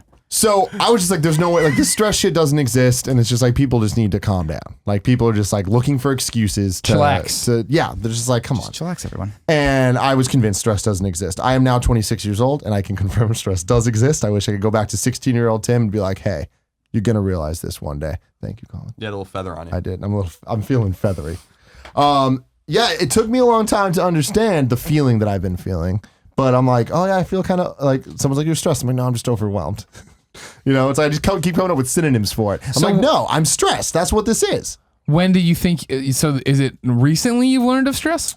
Yeah, I think it is. I think Kind of Funny broke you. Kind of Funny did. Okay. I think it was a recent breaking point because it wasn't even like it wasn't Kind of Funny like when it started. Sure. It happened. It's been a thing just over the last year. We just keep doing more and more and more and more and Yeah, more, and it's all fucking great. But then I think I'd say about maybe like 3 weeks ago, I hit a point that I'm like, okay, so stress to me is when I completely cannot control the shit going on around me, but I need to deal with all of it. And then I also need to deal with the things that I need to deal with. Yeah. So yeah, so that's where I'm at right now. Okay. And it's hard to get out of. Oh yeah. That's, I think, the hardest part because Sure. then it's like, in addition to having to deal with getting your shit done, you also need to deal with all these like angry feelings. How do you guys feel about stress? I think love every it. one of us just takes it out on Kevin. Yeah, Kevin's a whipping boy. No, I mean that's a very important thing because it's not going to change. Your life's just going to keep getting more and more complicated. It's not going to get easier. So you need to find ways to deal with stress because stress is actually a very real thing, a very really bad thing for your body too. So the quicker you can mitigate that, the better you are off for yourself. You got to take time for yourself. You got to disconnect a little bit, and you have to find something that de-stresses you. So like a great example is like working out de-stresses you. It really does. It makes you happy. It releases endorphins. It does all sorts of fun things for you. It allows you to sleep a little easier, which means you're not quite so angry the next day. You're not so quick to just immediately confront everything with, that compounded stress because you've gotten rid of it a little bit the night before. A lot of people abuse chemicals. Like when we used to smoke, that used to help. At least we used to think it used to help. But then when you do a little research that smoking actually contributes to it because it like completely fucks your body up and then it makes you feel more stressed. But you're walking outside. So I think you get that. So you get that bonus. Fresh air. But you got that, which is nice. A lot of people deal with stress poorly though, man. A lot of people turn to food. A lot of people turn to alcohol. And so you really have to be careful about it. To-do lists. You're a big list guy. Yeah. I mean, I've always talked about it with this job, right? Of like when we left, it wasn't what I expected. It was way more work and way harder than I thought it was going to be. But it's the fact that you get through as much as you can, but then you have to shut the computer at some point. You have to stop working and looking at your phone and doing all these different things, right? Like you have to. That I had to get used to that I can't do it all in one day. Like, you know what I mean? Yeah. There was things that I know are farther out goals than getting done anytime soon. Is there stress in Australia? Yeah. You just planned a wedding. Was that stressful? Yeah. Not really. It's because you didn't do it. Did you make her do the whole thing? Sarah did it all. Yeah. She looked shocked. She was like, that wasn't stressful? Are you fucking kidding me? No. It was like the week before is when everything sort of just piles up on you and you don't realize that you'd know this and you'd know this, wouldn't you? Yeah. Like the week before right before you get married, it's like everything is just thrown on top of you at once. You're like, all right, how am I going to fix this entire wedding? Like, we had our DJ for our wedding pull out on us 3 days beforehand. Damn. That's fucked up. Yeah. Purely because we didn't like the way he was operating. We told him, and he said, well, no, sorry, I'm not going to do your wedding at all. So we had to find it. Well, luckily, within about 15 minutes, we were sitting with someone at the time that could help us out. But, like, Pitbull. yeah, He's definitely. worldwide. He is worldwide. No, I mean, I feel that too. I had a very small wedding, actually. We did a very non-traditional wedding. We just got married at the city hall, local city hall in San Francisco. And then we did a cocktail party afterward. But even that was very stressful. And I think, again, luckily my wife took the brunt of it because I couldn't have dealt with that. But yeah, I think you really have to just prioritize, right? And you do have to shut it off and realize that this is a business. And although, we are ultimately responsible for it, you do have to take a little time for yourself here and there and shut off and be like, some stuff can wait till tomorrow. We'll figure it out. Because we always figure it out. And that's actually what I usually tell myself is I'm like, oh, the sky is falling. I don't have the answers to this yet. But at the end of the day, we'll figure it out. We always do. Yeah. I don't know how. No, It just I feel works you. out somehow. We just keep going, hitting the problem from different sides until eventually it crumbles in front of us. That's just the way it goes. It's true. Yeah. I was asking you today about it, right? I think I asked you actually, but like, cause you were stressed out today. Yeah. Still are probably. Yeah. We all are.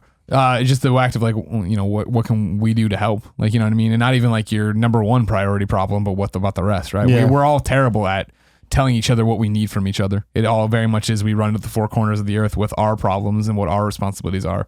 But nobody ever knows the pain points I have with like how stressful it is to do this or that for Patreon or some shit like that, right? Because I don't say anything. I don't ask for help. Yeah. Yeah. I think that's a good way to sort of deal with stress as well, is to ask for help instead of just letting it all overwhelm you and get it all thrown on top of you at once. Go and ask someone for help.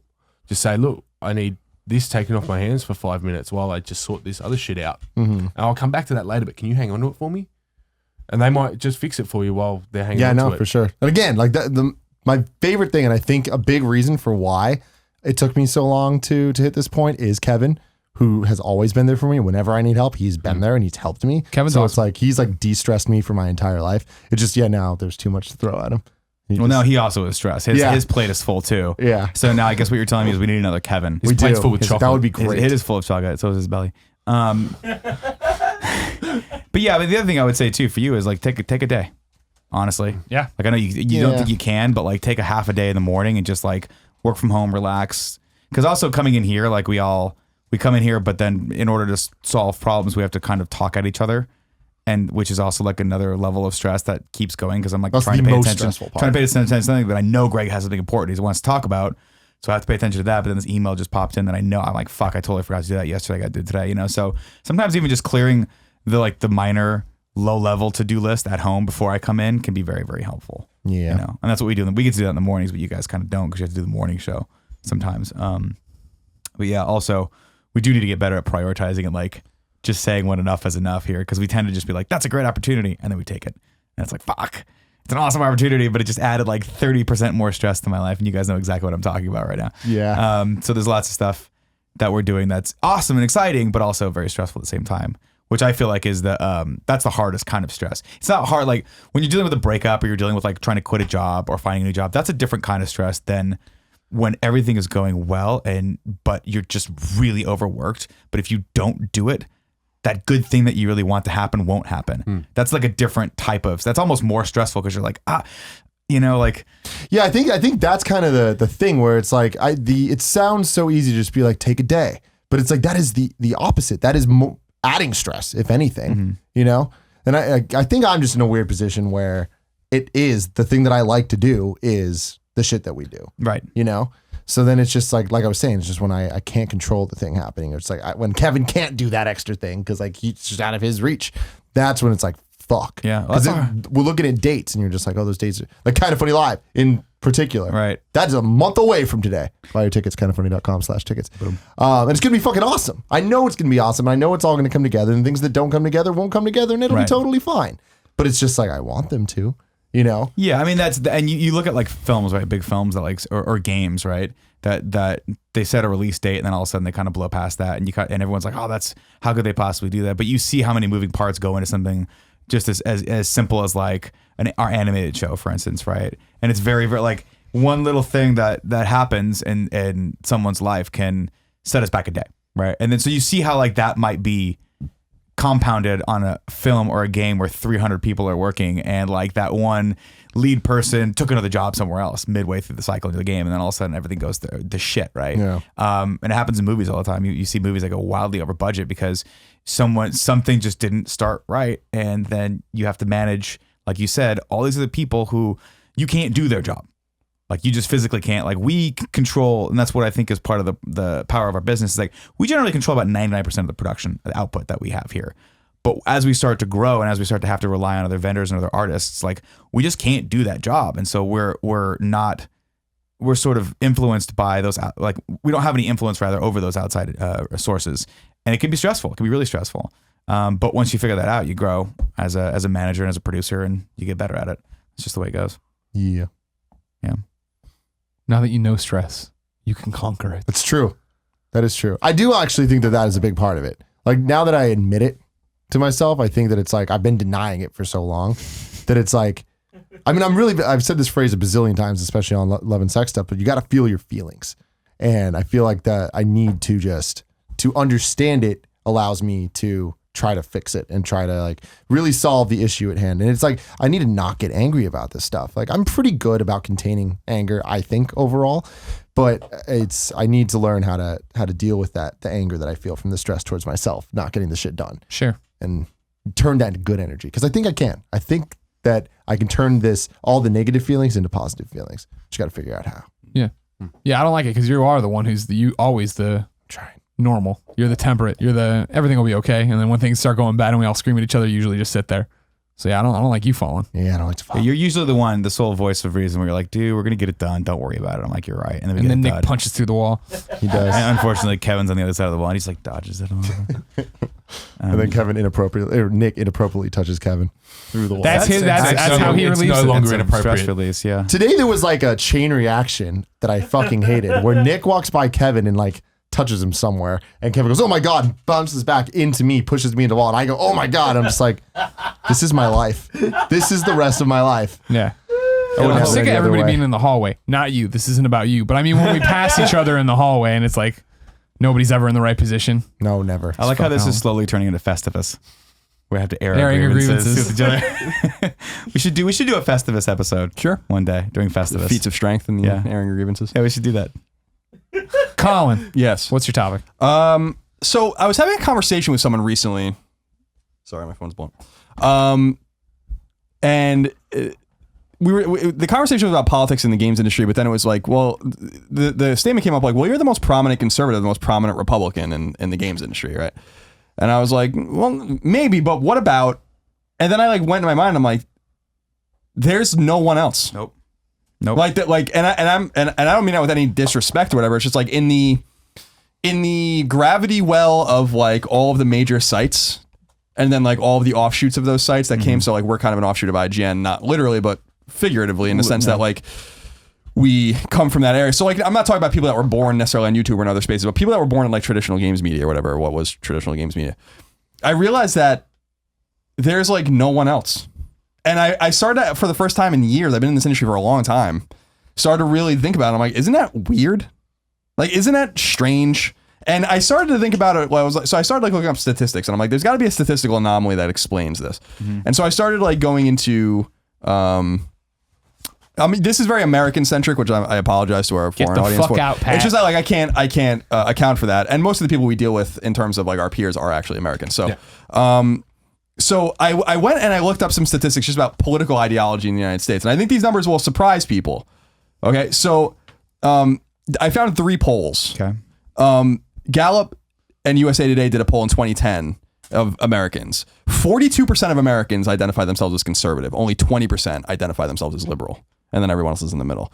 And then Pew Research did another one in 2010. 40% of Americans consider themselves conservative, 22% liberal, and then 36% in the middle. And then in 2013, Gallup did another one, and the numbers are going down. Conservative, 34%. Liberal, 23%. Moderate, 38%. And you can go into typology and stuff like that, which is like how you identify yourself and like why you identify yourself as conservative or whatever. And so I don't really know where this is going other than to say, this topic, other than to say like, isn't that doesn't strike you guys as weird? It doesn't. It's like that like we are in this massive echo chamber where everyone agrees with each other except for me. No, like that's like can you guys think of anyone I'm missing? I don't know anyone. Greg, especially you. You're like the mayor of the video games industry. Hey, how you doing, everybody? Like, that's not weird to you. Like, when someone's Sure, my you're quite- mind immediately went to like, yeah, maybe I'm the most prominent, but and then I'm like, I can't name one. Yeah. Not fucking one. To answer your question, is it weird that you're the most prominent? You said Republican in the beginning, and now it's swinging a little more conservative. No, it's not weird to me that you're the only one we can think of. I remember meeting you, and we were talking out at a bar one night, and I was like, it was like we'd known each other not a while, but we were still young in our relationship. I was like, man, you're the coolest Republican I've ever met, because no one identifies themselves as a Republican, because Republicans suck. They hate abortion and they hate gays and they hate, like, why would anyone want to identify themselves as that? And you were the first one where I was like, oh, fiscally conservative, socially liberal. Yes. And I told you, and I've said it a million times, if you ran the party and that's what Republicans were, they'd win every election. That's a great idea. Keep the government out of my shit. You don't care what I do at my house. Drugs are legal. We're not going to spend more than we make. Perfect. But that's not what Republicans are. And I think but you're missing. I mean, that might be true, but you're missing, I think, the point that, like, in America, like a majority of, well, it's not a majority, but let's say many people, almost twice as many people identify as conservative over liberal, yet where are they? Yeah, you're like, that's not weird to you? Like, that there's none, like there's no parity at all? Like, there's not even a few of them? I think you're the most outspoken one of the lot. I think they're in the industry. I think they just don't vocalize it as much because, like, you got to think about it. There's probably not a lot of people that like the Conservatives. I don't know. I'm Australian. And so I would say that you're probably the most outspoken. That's why you're the most notable, and you can't think of anyone else because no one else talks about it.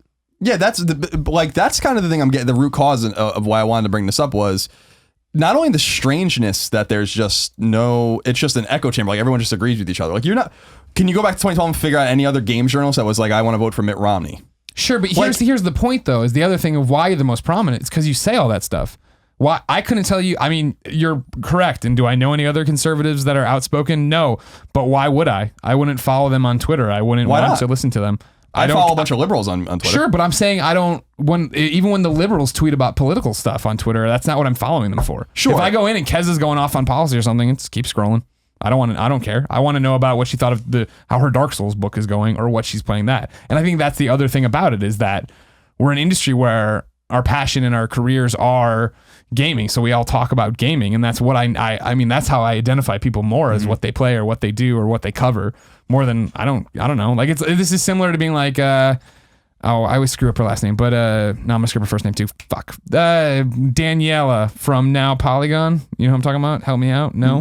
With the R last name? Yes. Yeah. Everyone can't pronounce it. And it was like, she turned out. It's a French name. Yes, exactly. Sorry, I can't remember your last name. Or how to say it, I should say. Riandu or something like that? Exactly. And it turned out, that, during Paxomania, she came out as the boxer EMT. And it was like, oh, she boxes because I've seen that on her Twitter. And she's an EMT. And I'm like, I didn't know that about her. You know what I mean? Like, that's just the thing that, like, I don't know about her, but I know where she works and I know what she likes to play and I know this, that, and the other. This is where the argument to me gets a little strange because a lot of games journalists and games media are super outspoken about politics, but none of them are outspoken about conservative politics. See, that's the thing, though. I think it's less of to me, an issue of the games industry and more an issue of the entertainment industry, which the games industry is part of, right? You see this all the time in Hollywood and a lot of people, and people talk about it down there a lot, where everyone's liberal in LA, but that can't be possible, right? There are clearly people who would vote Republican or people who would side with the Republicans insofar as some of what they stand for, but everyone's afraid or just likes being caught up with the common voice of liberal Hollywood simply because that is the most popular voice down there. And so I think it's probably the same in the games industry, right? Which is seen as a very liberal. I mean, you're talking about art, and art is very liberal. There's no such thing as a conservative art form, right? Like, there's no such thing as really a person who would go out there and be like, I don't want to get down to that because I think I'm mixing my terms here a little bit, but most people that could be considered artists would be considered free and free thinking and free acting, and that kind of goes a little bit more along terms with liberal ideology. It's certainly that in Hollywood, and that's the same in the games industry. I would reckon to say there's a lot more people who are conservative in the games industry that just don't feel that they can actually voice that opinion for fear of being jumped on, like you get jumped on every single time you tweet everything. Yeah, well, there are. I mean, I said it. There are prominent people that are conservative in the industry that I know they're conservative. They just don't say it. They tell me. But I just think I'm not even talking about people in the industry, because I've actually never really met many people in the media side or like the YouTube coverage kind of side, whatever, that really do feel that way. And it's just funny to me that, and I'm not trying to start a quarrel with anyone at all, because it's like, I don't really care. I like believe what you want to believe. It doesn't really matter to me. I just that never really stopped to think. I'm like, why am I the only one? So when you say, that's just weird to me. Like, But what, but think about the themes and the ideology that most games deal with, right?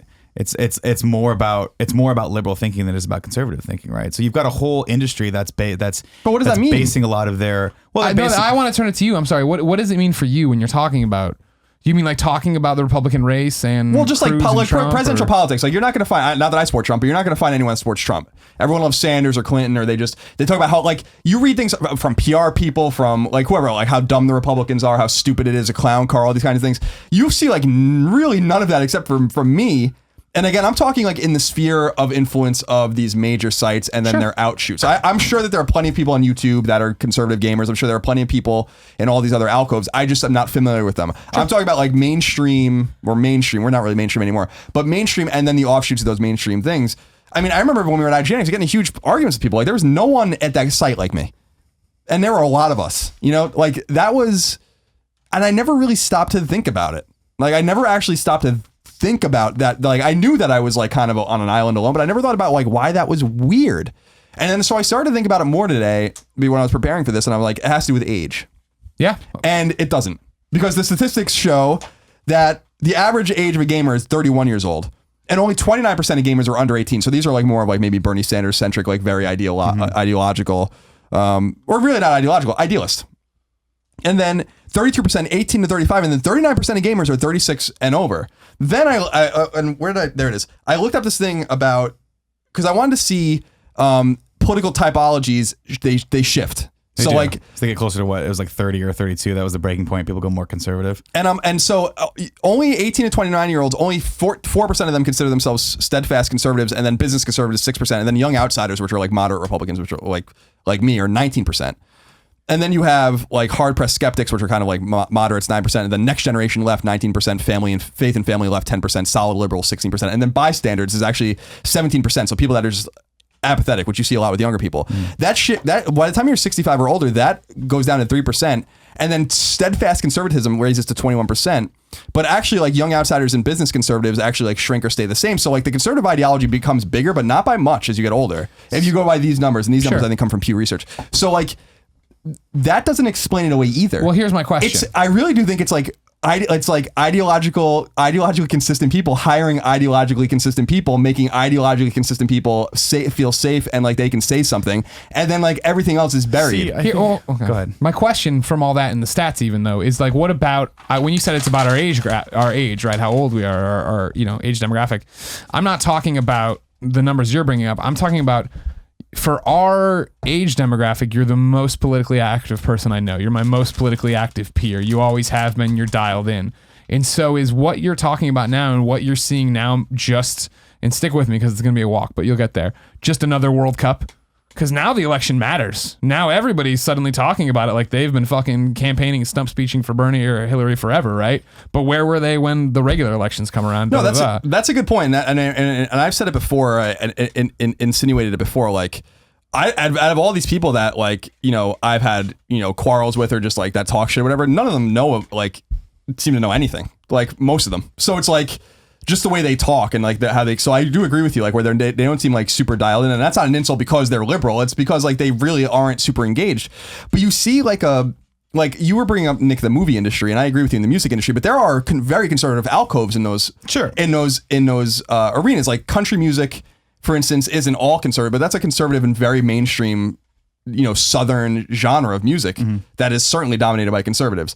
And there are plenty of conservatives in Hollywood. Like there might not be like as many as there are liberals, but there are plenty of conservatives in Hollywood. There are, but they're definitely the minority, though. Sure. Like, or at least as far as the thought sharing is concerned, right? And it's because I was echoing Greg's sentiment. Like, I think that a lot of people don't feel informed to make opinions because that's not their beat, especially specifically with games journalists, right? They don't cover politics, they cover games, right? So if you're asking for dissenting opinions on games, you're going to get You're going to get a multitude of different decisions based or opinions based on every game. You're talking about politics. Politics is a very scary thing for people to have an opinion about. And so I think what a lot of people do is they default to whatever the most popular opinion is, and that tends to be liberal thinking when it comes to game journalists. And to dial it back, I don't even know. I think it's when exactly you're hitting on something right, because I do again think it comes down to generally that if you're looking at the Republican Party, they are the evil party. Mm-hmm. They are the ones who want you to not be gay, not do this, we are the Christian right. I have to think about it. Right? You know what I mean? Like and I'm not saying that's true, obviously. That's what I go back to. I would vote for your Republican Party every fucking time.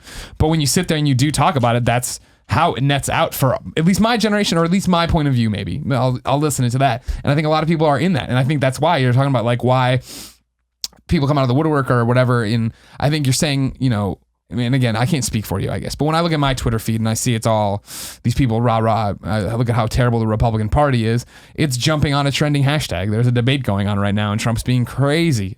Cruz is crazy. This is crazy that they're the choice. And I honestly think it's, when you look at the Democratic Party this time around, it's a very similar conversation in terms of like, all right, well, they suck. Like the Republicans suck and are evil, but Democrats aren't.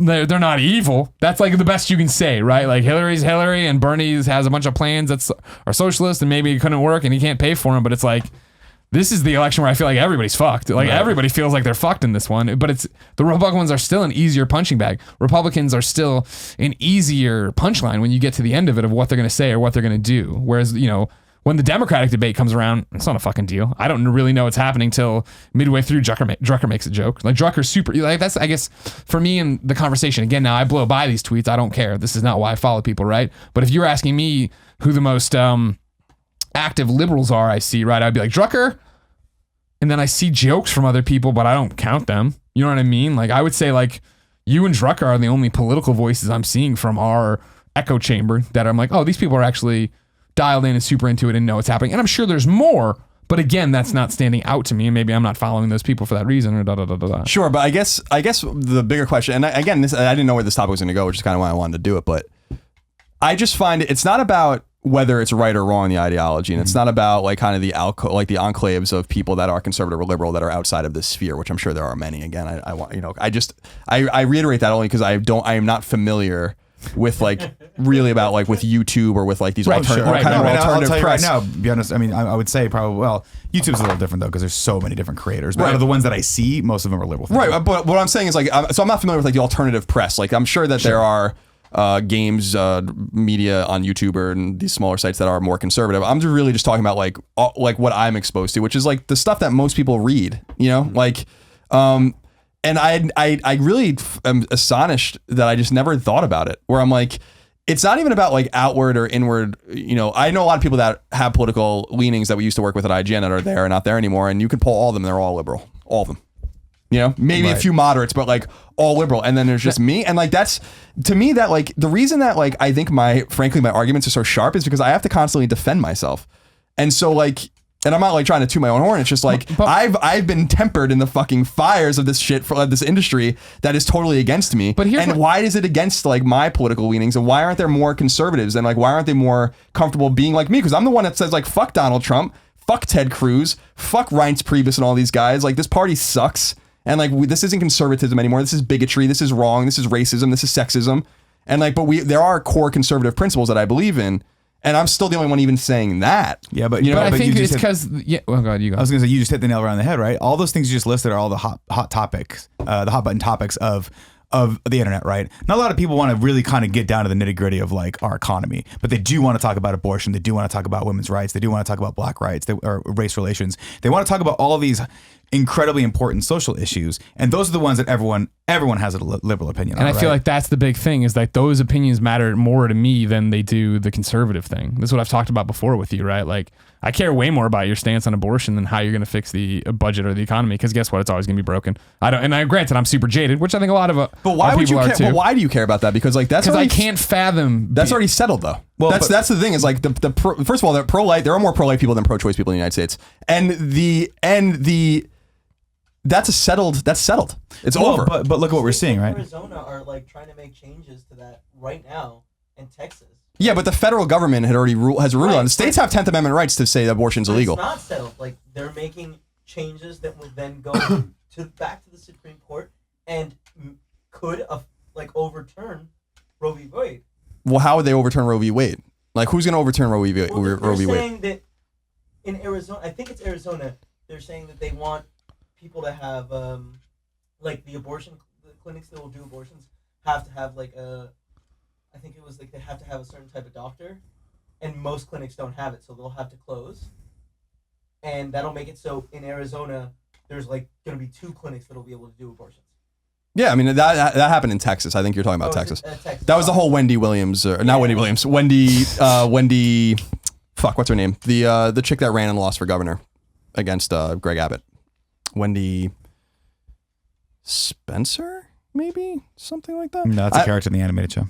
Wendy Spencer. Yeah, it is. That's correct. That is. Wendy. I don't know. I'll figure it out. And we'll correct it next time. But the point I'm trying to make is that, to me, I'm sick of quarreling over things that are all but settled. The states have the right to do these things, I guess, and you don't have to live in those states and you don't have to support those policies. I don't support those policies. I am pro-choice. But to me, it's if you're going to talk, lean in your mic and turn on your mic. I'm not against you talking, though. It's fine. To me, what I'm saying is that, and I'm surprised that, this isn't, not that I really had any expectations for this topic. I'm just surprised that I'm hearing that, you think it's normal that there might be 100 liberal people and 1 conservative person in a country where more people identify as conservative than liberal, in an industry that is getting older and older, which negates the whole when you're young you're liberal and when you're older you're conservative, and it's the average age of a gamer is in his 30s now. Yeah, but and to me I'm that's not strange to anyone. But you're also talking games journalism, right? Which tends to skew fairly young as well. How many guys do you know that are writing for publications that are above the age of 36? A few, but that's a handful, right? All but there are none of them are that's what I'm saying. I just feel like there is actually a deep bias, and I never really thought about it. It was always obvious. But that's the entertainment industry in general, man. That's just the way it is. And it's weird. I mean, there's the discrepancy there. There's a huge discrepancy.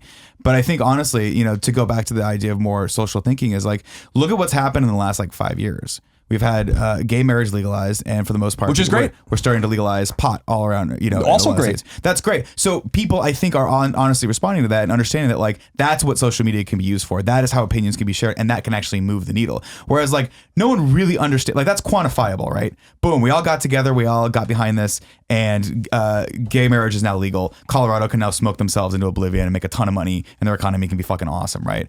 But not a lot of people can understand the tax code.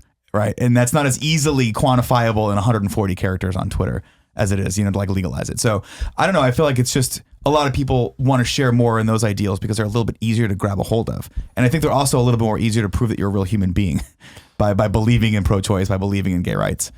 Well, I believe in gay rights. As someone who's pro-choice, I do think that the pro-life argument is actually quite righteous. And that there is you're not a human being because you believe that there's some sanctity to life. I apologize for that comment. I personally outbalance the woman who's carrying the baby, her rights over the embryo inside of her. Sure. But I do think that there's a righteous aspect of the pro-life argument. And in the media age or in the internet age, out of all of the social issues, the only thing that's gotten stronger is the pro-life argument. Everything else has actually gotten more liberal, except for pro-life has actually gotten more conservative. So that movement's actually strong. And I'm not pro-life, but I know good people that are pro-life. They're not crazy, the people that are bombing fucking clinics and stuff like that, but they believe that they're religious people, a lot of them, and they believe in that kind of stuff. And I respect that. I don't agree. But the point I'm trying to make is I'm actually more with Greg, where it's I actually think that the echo chamber has built itself up to make good and evil and good and bad and right and wrong and all this kind of stuff, where people are just afraid of saying how they really feel. And I just don't care, and that's the big difference is that I can argue my point of view and kind of tell you where I'm coming from, right, and not really attack you for the way you feel. And I don't really feel like I need to be attacked for the way I feel, even though I'm attacked every day for the way I feel. Wearing the shirt is just going to trigger people because it's an Ayn Rand shirt, and 95% of them that attack her have never read that. They have no idea what the fuck the book's even about. They just know that that Atlas Shrugged is bad. And so they're and that's the problem, right? It's you take the time to actually educate yourself. Not a lot of people do. Right. And so, and a lot of people just want to go with whatever the common flow is just to keep the status quo. I am terrified to have, well, I'm not terrified, but I'm very cautious to voice different opinions than whatever the popular opinions are, because people will just have that mob mentality online and they'll rip you apart without even thinking. And that's Patrick, what's up? Yeah, so your point is that you're the one that's been taking the hit for all your conservative views for years. And people have seen you cop shit, like a fuck tin of it. And as Nick's saying, that so you're taking all the flack, so you're the one that's gonna cop the flack, and they're afraid to get in front of that. They're afraid to. There's probably more conservatives in the gaming industry than you realize. Yeah, I hope so. And there's those people that are saying, I'm not going to. Colin does such a good job at representing us as a conservative that I don't see the point in me jumping in front of him, because A, I'm afraid to cop it, and B, that you're doing an awesome job at it, and what's the point in trying to get involved? What's the point in trying to get involved in something that I could possibly screw up? My choice, my views, yes, they're different to Colin's, but they're in line, but I could be completely wrong, and I could fuck it up, and I could ruin my career or anything in those situations. Sucks, right? That you would ruin your career for a political point of view. But it's a genuine fear for people. No, it is, and we've seen it play out. And that was the thing. Is like part of the zeitgeist right now is like very, is a growing anti-political correctness kind of thing going on. But like I was writing about that like 5 or 6 years ago. You remember, like, and I was getting like, no one was talking about that shit. I remember people telling me political correctness literally doesn't exist. Like that doesn't exist. When I was writing about it in 2010, 2011, like the things you're saying, and I'd get attacked by all my peers and all this kind of stuff, and now it's like everywhere. Now everyone's talking about it, and I'm like, but where was everyone like, and still where is everyone about this? Like, there's no one amongst you that supports Trump or Ted Cruz or John Kasich. There's no one that's like that is pro-life or can make an argument about why government should be small. Like none of you. Like and to me, I'm like, nah, there's something wrong here. There's something wrong, and I think that there's like, it's just. I feel like it's an intellectually dishonest medium. I feel like it's like it's an echo chamber. Like it is so fucking, it's so shallow and easy to dissect. I feel like maybe that just says something. Like maybe that just says like, maybe they're not afraid of, saying what they really feel or like having their own thoughts. Maybe that they just agree with that stuff, and I think that I'm not that shocked by it really. I mean, when there really is, when you're boiling it down to two sides, you're going to fall on one or the other. And I do think that like, even if you don't make it good or evil, it's like, I feel like it's not going to fall 50-50, even though there's two sides. I think that it's, there's the chance for it to be heavily one-sided. And like, I mean, I'm the type of person where I am not that up to date on all this stuff. This is not my beat. I do not know it that well. I have opinions on it. I have feelings about it. I'm never going to go toe to toe with you. I'm never even going to try to like argue with you about it. And it's hard to even like have an opinion on these shows about it. Cause it's like, I don't know what I'm talking about. I don't have the ability to talk to you about that, but it's the same thing. If I was arguing about something that I did know, I'd be able to completely trounce you with it. This shit. So it's like you being the loud voice on the internet. It's like, yeah, people are going to talk shit to you and a lot of them are not going to have good arguments, but that's because you're saying something that upsets them, whether or not they understand what it is. Like they don't agree. They know they don't agree. They can't tell you why. They can't tell you what they would do to change it, but they know they don't agree. And that's something that's funny. I was actually talking to Greg about this recently. Like, I find myself with you specifically, there's a lot of times on every show, whether it's Gamescast or GOG or just in general when we're just talking, where I'm like, man, I find myself arguing with Colin all the time, disagreeing with him all the time. And I'm like, am I doing that on purpose? Like, am I going out of my way to like be devil's advocate? And like, it took me some time to think about it and like stop myself a couple times until I realized I was like, no, I just disagree with him on a lot of things. And there's nothing wrong with that. I just fundamentally see things differently than you in a lot of different ways. And I am nowhere near as well spoken as you. And I wish I was, I really try to get better at being more well spoken, but I do know what I feel. And I do know that what I feel a lot of the times is the antithesis of what you feel, but I can't explain it. Yeah, I mean, that's fine. I have no problem with people disagreeing with me. I guess the salient point that I wanted to kind of end with is like, I want more parity, because like what I'm wondering is with the numbers I was bringing up is like, that surprises me because there just are way more conservatives than there are liberals. And so like, is there a whole group of people out there that play games? I really don't think that the act of playing video games is a conservative or a liberal thing. And I don't think the act of using technology in 2016 is a very conservative or liberal thing either. It's just ubiquitous. And I'm like, is there just a whole group of people that just feel like they're like totally alienated? like that they don't feel like anyone's talking to them. Is that the reason that like I've weathered many storms and have become like somewhat prominent in speaking about those issues and speaking to a group of people that feel like no one else talks to them?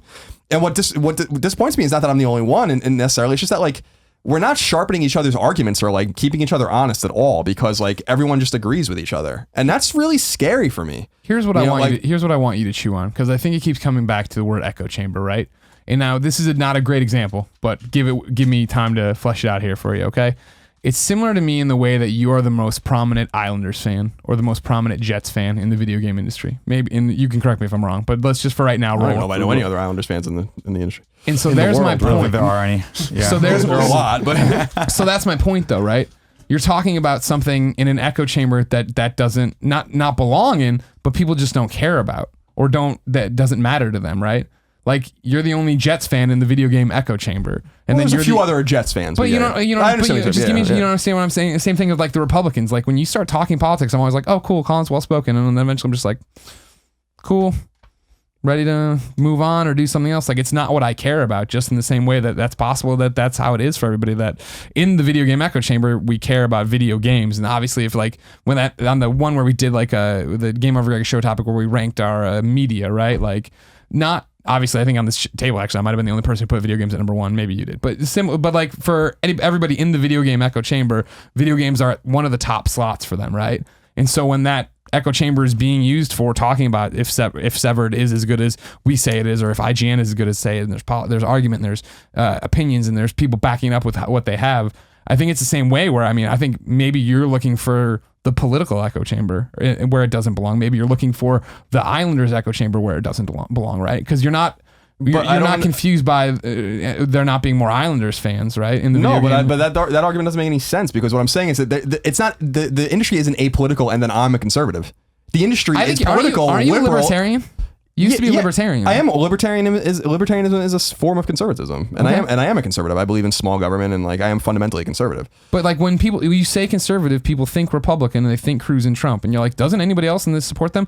No, they don't. And No one in this industry supports you those don't guys. either, though, don't you? Isn't that what you always talk about? I don't. But I'm saying that's not weird. There are millions and millions of people voting for them. No one in this industry. So like I'm sorry. Like Donald Trump just won a super liberal state, my home state. You know, like, where is everyone? That's like the question I'm asking is like, no, I don't support them either, but I just think it's weird that there's just a total vacancy. I think that like we're kind of losing the argument, because it's like, yeah, that would be true if the echo chamber was just apolitical, but it isn't. I've never seen an ancillary industry so politicized as games ever. So it's like that to me is why it's so confusing. But do you think it's genuine? I think so. With some people, it's genuine. I think a lot of it's opportunism, and I think a lot of it's easy wins too, because no one's challenged.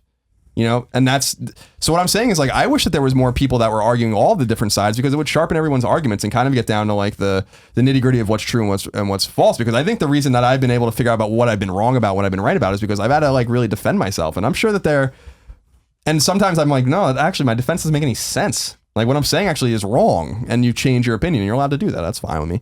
But I just thought that was weird. And I'm surprised that you guys don't find it more strange, because we're all, especially the three of us, I think, have been in the industry for a really long time. And Tim joined it a little later, but has known many people in the industry too. And I find that authentically weird.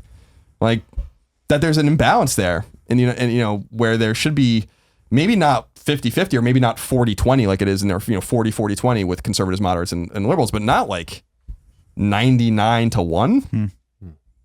You know, like that's not weird. I don't know. Like that to me is a little strange. And so that was the thing I was bringing up. It's not necessarily about what the ideology or what you even believe, but just the sense that like there just seems to be a vacuum. And I think if you were to somehow be able to pull the industry and compare them to that, you'd find apathy way bigger here. Well, and that's what I hear privately. And but that's not so much from media as it is from developers. So, and it's not like I've talked to a million developers, but I've had people, devs, big and small, come up to me and thank me for that. But I've never dealt with that with media, and that's specifically what I'm talking about. Right? Because devs are running a business, right? These people are engaged in that level of, profit making that most journalists don't necessarily have to trouble themselves with, right? Sure. And that makes sense. I mean, it's true. No, I know, it's just such a nice way to put it. I didn't mean it like that. I just mean like when you're paid to just write about things, like that's all you concern yourself with. When you're running a company, and if your product sucks, your company goes away, a tax break could be a very big thing, right? So usually a lot of most corporations are conservative because that's the nature of a corporation. Like you want to run in an economy that the government's not dipping into your pocket and taxing the shit out of you, so you can hire more people, so you can have a higher output, so you can make more money. That's the way it works. That's how businesses work. Yeah, I think the answer, in my opinion, I think the answer is more simple. Like Twitter's clearly blocking conservatives. No, I don't in the think game that. I don't industry. think that at all. I think that Conspiracy. No, I think that it's more simple. I think that conspiracy. like-minded minds hire like-minded minds, hire like-minded minds, hire like-minded That's minds. true too. And I think that But I was that's proven. but it's like out of control. Yeah. It's not equivalent to the people that they're talking to. You know what I mean? Like it's just not. But I mean, like, so I'm not following that just in the sense that no one ever asked me my political thoughts. No, but they can feel it. They can just feel it. Yeah, in the balls. Well, then, I mean, but And the big fat tap on balls. But you get it. What the argument is? No, you're political. No one asked you political things, but you're a liberal. I mean, you're obviously a liberal. And there's nothing wrong with being a liberal. Most of my family are liberals. Like I have no problem with liberalism. It's just not what I feel. I would say Tim's a lot more libertarian than he is liberal. Tim's definitely. I mean, he's from San Francisco, and I don't mean that as a pejorative. Like, socially he's liberal, but like behind the scenes conservative. yeah. Well, now Really he owns a conservative. business, Yeah. and so he understands how much the I like government money. sucks. I like business. So to me, it's like, so you might lean more libertarian, but you have social liberal views, which I do too. And it becomes more complicated to identify those things. But, I didn't see many people writing the kinds of articles I was writing or saying the kinds of things I was saying.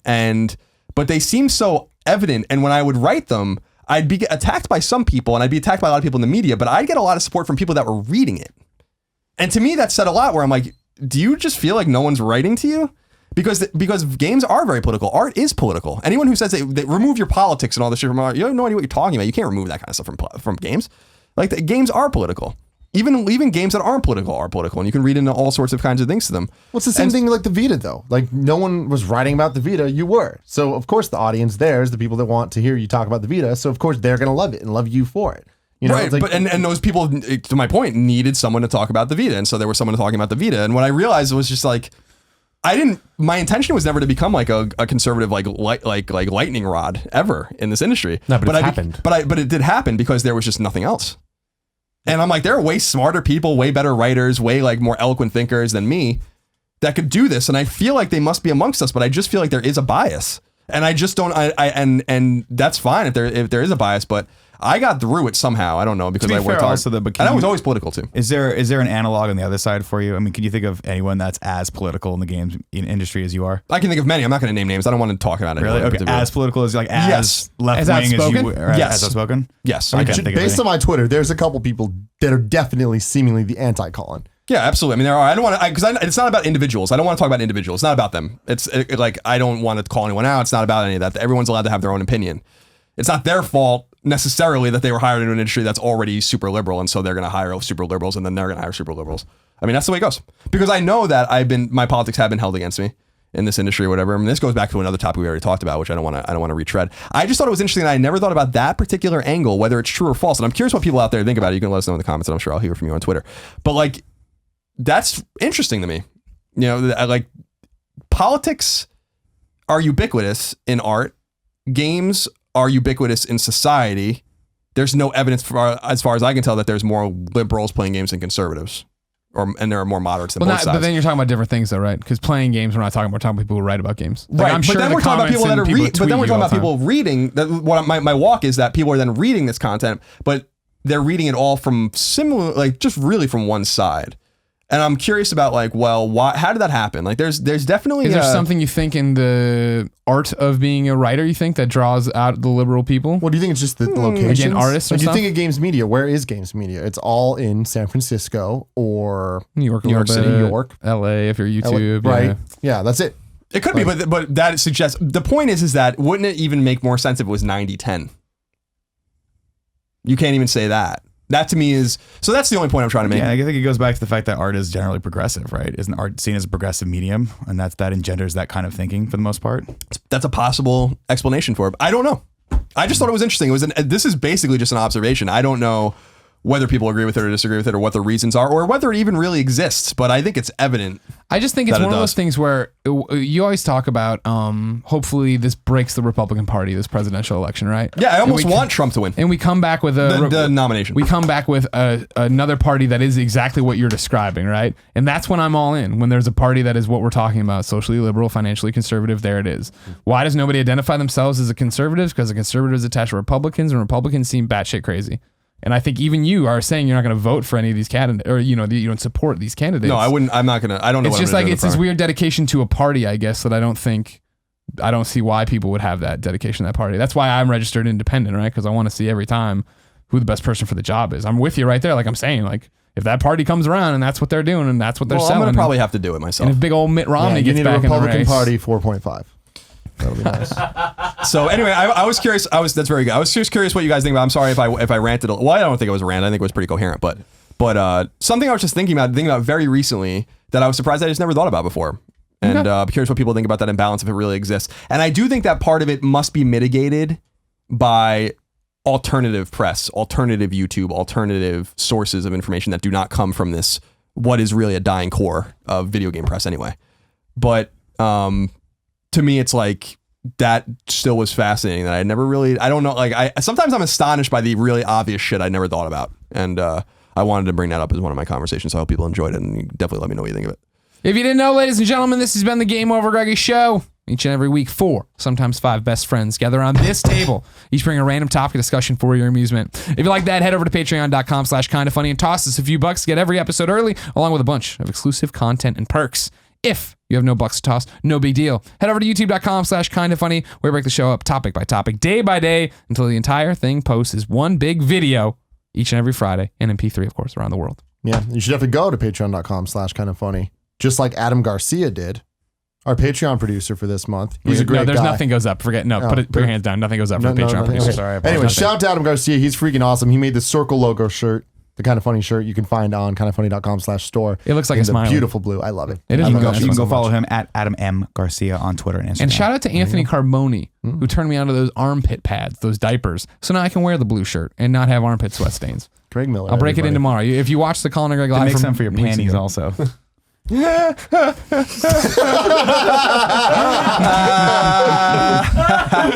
Pat, you were fucking awesome. Yeah, I like thank you. you. Thank you Yeah, for you're all great. your treats. No, Thank you're you welcome. Thanks for having me. Do you This guy. want people to follow you on Twitter or anything? That's right. I don't use Twitter. Okay, don't follow him on Yeah, Twitter. Don't no, do Don't anything. worry about that. Nah. Happy marriage and everything. Yeah, no. Cheers. Cheers. Cheers. Until next time. Cheers. Anyways, that was brought to you by GameFly. Are you ready to save money and play more games? Then let me introduce you to our sponsor, GameFly. I already said that. Why am I saying it again? Who knows? GameFly is the best way to buy and rent all your favorite games. Just go to gamefly.com, pick your favorite games, and have them mailed directly to your door. Kevin, would you like some bullet points? Kevin's nodding his head. Yes, he would. They're the leading game rental service. There's more than 9,000 titles to choose from. You can try all your favorite games and movies before you buy, and you keep the games as long as you want. Basically, you have to go to gamefly.com/kindafunny and start your free 30-day trial today. That's gamefly.com/kindafunny. Now go sign up and start playing all your favorite games for absolutely free for 30 days. Kevin, do you like free things for 30 days? Kevin is nodding his head yes. So if Kevin likes it, why don't you?